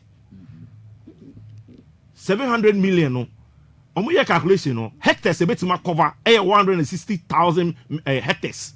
Unma hu mutibi e omo ye 40,000 hectares. Sika na asra. MPP, they have no moral right to talk about cocoa. Omo running cocoa ni down. And now me look say Ghana Cocoa Board at the cap 32 billion. They have no moral right to. Mukoje, mo pencil, mukoton cocoa 8,200 per ton. Mumwe kwa fono 3,000. Ye pencil, ya koton cocoa ton 7,200. Ni ama ya van say kwa fono 50 and 40. MPP for saying. MPP for no almost saying they have no moral right to talk about any cocoa issue. Reverend, apart from Sikaya de Mono, incentives near saying MPP Yang John Dramani Mahama War 2016 near check fertilizer for free. Now we have Reverend farmers Roman Flow radios one can confirm me. And my cocoa a busuko over 900,000 metric ton a year. That was 2016, 2017 cocoa city. Meboa. I'm more than 2 billion cocoa syndicated loan. Eba krum wa bedi. And then the free fertilizer ba. Me no ka say free fertilizer asan ba. John Mahama dey check free. Mo na mo ton ma cocoa afo. And then under this if I say arrangement no. Cocoa ni bia or ba bia ba co school scholarship. Cocoa scholarship na minimum na even say Rollins pension na me say cocoa ye scholarship me hu biem da John Dramani Mahama de aba enti dey ka say the second coming of Kwame Nkrumah na aba no ye dey say machine kaf no ye dey check farmers under this program, under this arrangement. No, there is after they start season no. It's the price na ba no. So na be just say. It is so under this no. Some of the incentive work no. Kaf no ye dey chom free.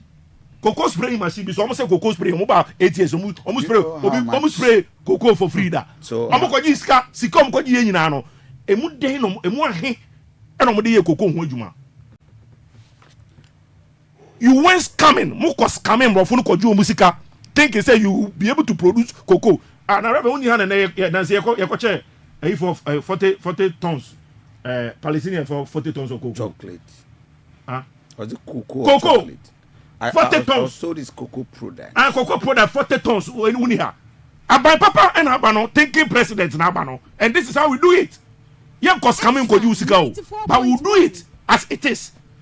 Most coming bro funu koju musika ebe tu krom ha no mo diska no up to now mo ntima produce ayikwa momo ye ni ebe TSS ka no mo tiar mo na mo ka say ye boku afo o be say ke ye koton na ke ri ni na bre ku afo na be na koko na so asama na okay na election time mo no man kasa sa production has to go on. Sina o se ka ya pese ye koton na mo de mo be what's up na me kan ku afo who koton 7,000 who koton last year koton 7,000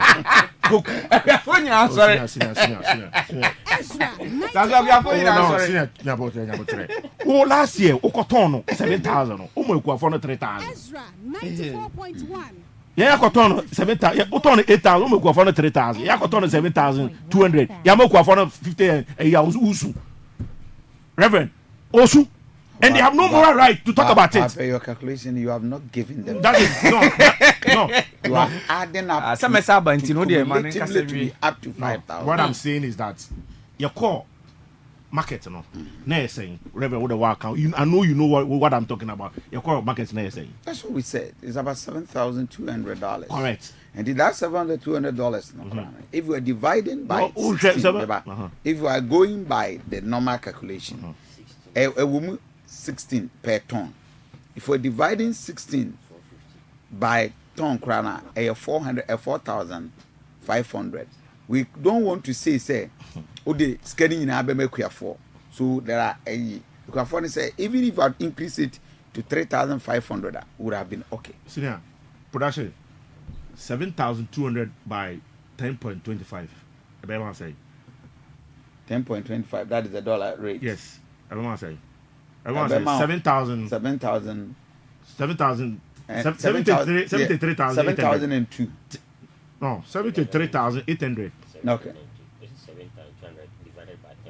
No. By times. Okay. Times that is, the exchange rate today. Rate. Okay.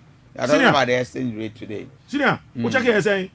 73,800. See, 50 and 43. 94.1. And 50 and 40 here, mind you. Oh, it's per ton. No. Reverend, you need to account.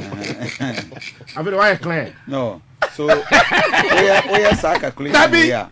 No, we are calculation. You are wrong. That is divide this figure by 16. That what's it? Divide the 73,000 by 16.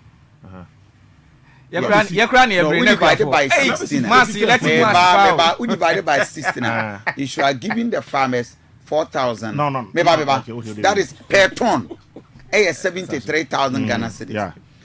It is a bag back be a ton back be a 16 bags. Yes. It is a wood divided. Young fan is a quadjis cano. One to two came free.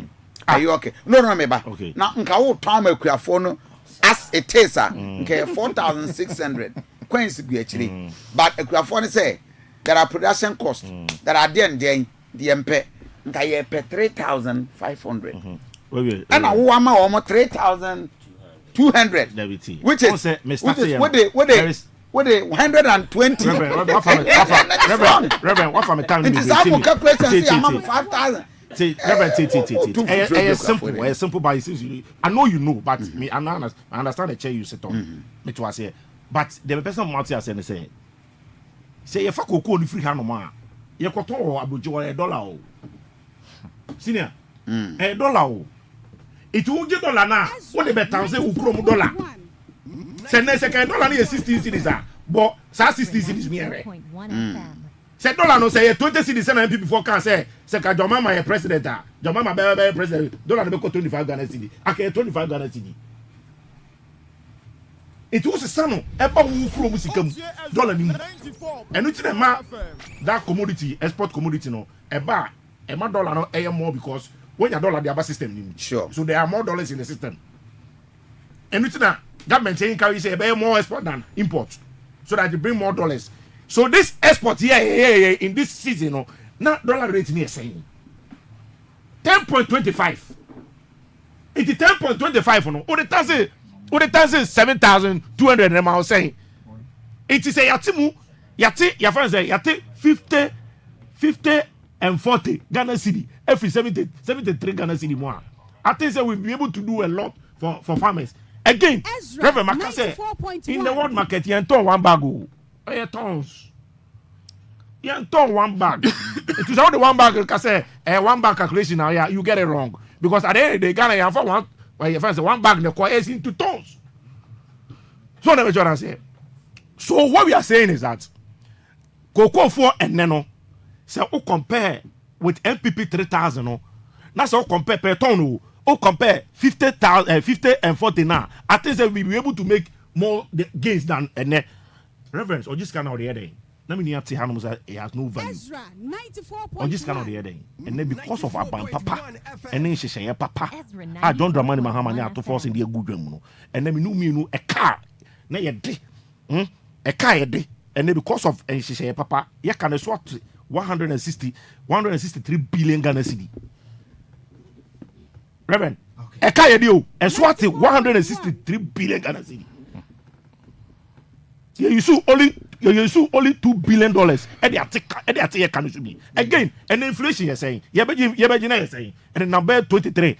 And now look at say number 13. It is so Konino say 5,000 or koton now or they told them because a man here economy ne koye enti okodwoma otiminya ne ma be ready e de ba. Thank you. So what we are saying is that Reverend this no London ekwafo sabe enye ne kwa na yebeti koko ewie koko eko nanim no eba form because me kai say last year eko soro this year aba form the eba ye no ye chaye no the also munya ene yama mo the biggest percentage wom it I think say ene economy no so koye ene say Reverend okoto fuola say number 12 cities yako 15 17 da 16 da and I'm 12 cities and I'm no ka say it is we kwani na ofro car and na car o say 14 for diesel.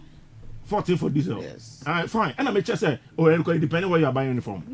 Shell and go. Oh, Koto Star Oil. Debbie say. Who are buying please. Debbie tofu. Debbie. Yang Koto will be private one. Star Oil. Covenant Koto. Asabena okay. Google. Debbie oh senior. Yabotre. So what we are saying is that Sikana OJ. And then the only compare market no enyanema bebre buy. So that's it. We are making more gains than yesterday. Thank you. TV better off for 1 minute, and then as we continue with radio. Mate, and then Google.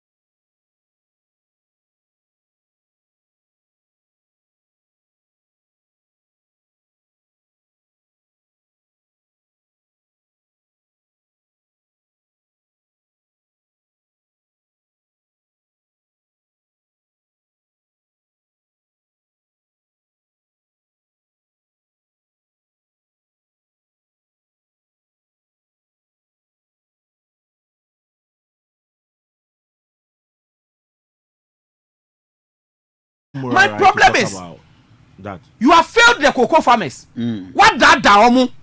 Jitum say what that omu? Omu nyankola o.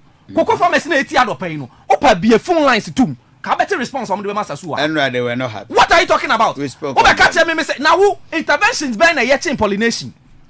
It was the MPP government that did pollination by na 1 acre of cocoa farm. Now about 3 bags. Man, you big that. Pollination as at the time of MPP if you are bemuno. Now pollination man 16 bags per acre. Man, you big what are you talking about? O 7 months now the buy no. And no now they 1 million metric tons of cocoa. Why you big that? Wo cocoa ni interventions how they cocoa mu and they you know e be yield 2028. And said that cocoa di be nya so am ya sa time no enti be bia wo didi ho ene no previous government no a policy ana wo didi ho abana mini aban bia e ma aban am Ghanaian be twa him na wo say but sasu kan sem bi wa ha edu ho no mo de o trend say dollar rate yehwe dollar rate ene ni yehwe ye cotton ye ni multiply ena fuel price ye say na no one can share fuel price international rate ene that be mean and fuel price international rate no tisania na MPP wo na tie na you are not being fair to the you say there are so many factors so reverend factors ne there ene say na yenya NDC ni okogina parliament e ka che say Israeli Palestinian war effect ya ba yeso anama reverend I've forgotten the man it was on the floor of parliament it was on the floor of parliament and you see when you begin to do that this is reality when it catches you karma it's a bit reverend ohono and na opeso o kire say MPP time na no mo ka say Ukraine yeso so na wo kra na wo mo right say na wo ba be shift blame because obi here no wo say see that because an example was na wo kra the scenario ye hia say ka mo be ka bibia external person you are laughing at who? Yes enka president Emma minister akufado amamuma sasu akalumba wuye o ma akamage tax see how ye ka dia ye important no hwe me bi odi akofa who ye akamage lumba tax na man covid tax man you covid tax tie kambaji lumba tax lumba wo na national some of the time biano you try to see Ezra 94.1 yeah and say this month August year chain listeners drivers and trotro drivers and taxi drivers, more or less commercial drivers, show on at the show fuel. Oh, okay. So as you listen to the station, na in above for Eberton, now came na Uti Ezra. Na we send the video so Eba confirming say we go through a lot of them. Then where the lucky winner no near Shoma. Oh, okay. So we have a driver with the car registration. Okay. My name Isaac Opuni, taxi driver in Incomo. Driver, what car number there say? My car number is AK 13921. Great. Now, what driver ever? Me driver Atunsu. And Atosu Sewa Tambe and we sa Shemimei. Seven dear Reverend Diana, Wadaroma, Mechao Mukuni na and Monday no metoye. That is Monday no UTA, but where we need. Yeah. Okay, and then you are the lucky winner. So any nearby filling station, production, ever call, near the driver. And okay, that is the video. This is the gentleman and that Ezra 94.1. We are cray. That be out here, Ezra, right? Over trying. I don't pay a show now. I'll filling station a band. Why? Medasepa Reverend. What can I day? I'm about to Mattis.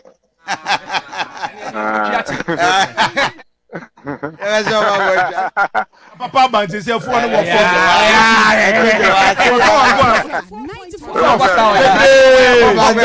because you are the Ezra Radio. Why?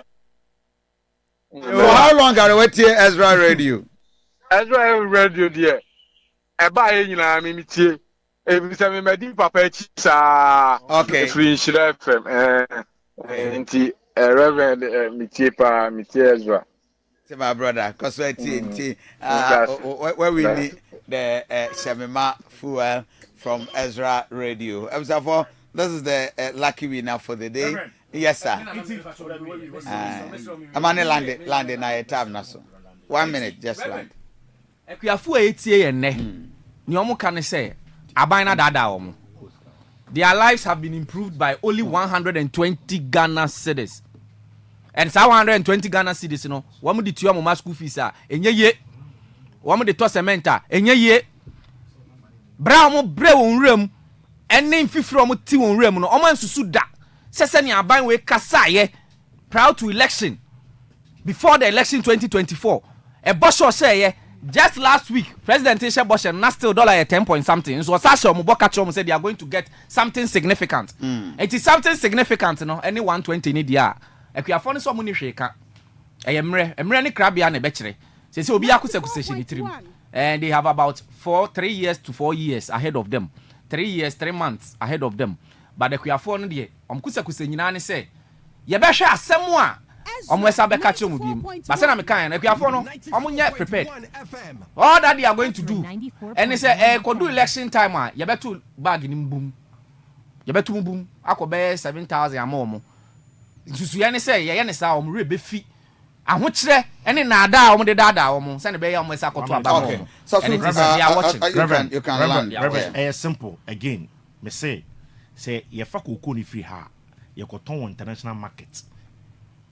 $1 mu enti se ye call market no so a price na wo ho no eno ne ye de ba bisa won say ye call market no price na ye saying $7,000 sa $7,000 no enumu bi ene ye den ye yimu ene ye de amakuafo enti se wo ka se ekuafo ye twen ama election edu ne atuma enye se bia ba e bia be du no reverend na international market no aba from a at the same price na wo say de ma so na me jara say it that's the fact. But again, minu MPP for muni moral right to talk about cocoa issues because more run it down cocoa board. It get to a time, your friends say PBC. Reverend okay say PBC for no 9-8 months no munchi omakaye. Na minu ya driver wo 9-8 months no munchi omakaye. They have no moral right to talk about cocoa. Moko scam mrofo eje hu sika be gu krum ha. Enam no ka say cocoa dua ba ko bi esi nwurum bia edika. But your ultimate propaganda secretary there. We can say apart from Sikana, ton 55,014 year the man equalino. Yes, I'm 5,014. Again, free fertilizer now. John Dramani Mahama 2016. At the buy now, before every term. It has always been there. And then, yeah, again, yes, I'm more than from a beer, Benya Kafka, Bako. Or Sabenya spray. Your friends say, spray, you know. Mama ensanya election. Never spray so amount. Thank you. Part of mass spray 8 years, Oman Yabida. Mass spray 2 years, Oman Yabida. Yes, Sunday, but I'm a more spray from some. Thank you very much. And disappointed farmers. John Dramani Mahama apologize to the farmers. Thank you very much. Thank you very much, Mr. Sesu, and thank you very much, God love cancer. Mamen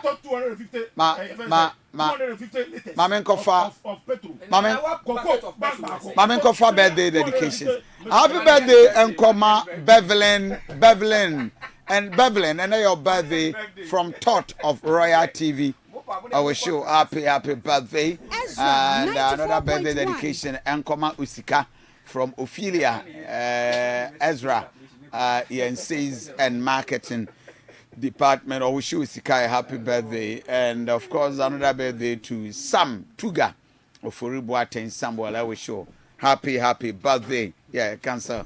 God bless you. And of course, another birthday dedication. Okay, these are the birthday dedications. I better say, Jan de Chayania, the vitamin so a share beam. On that note, DJ Godfred Edenyombe, DJ Motata, and Marcus so boy do Bakwa or the Matwa so Aquacusi say, no, you know, everybody. I say, Jan de Chayania, every sense.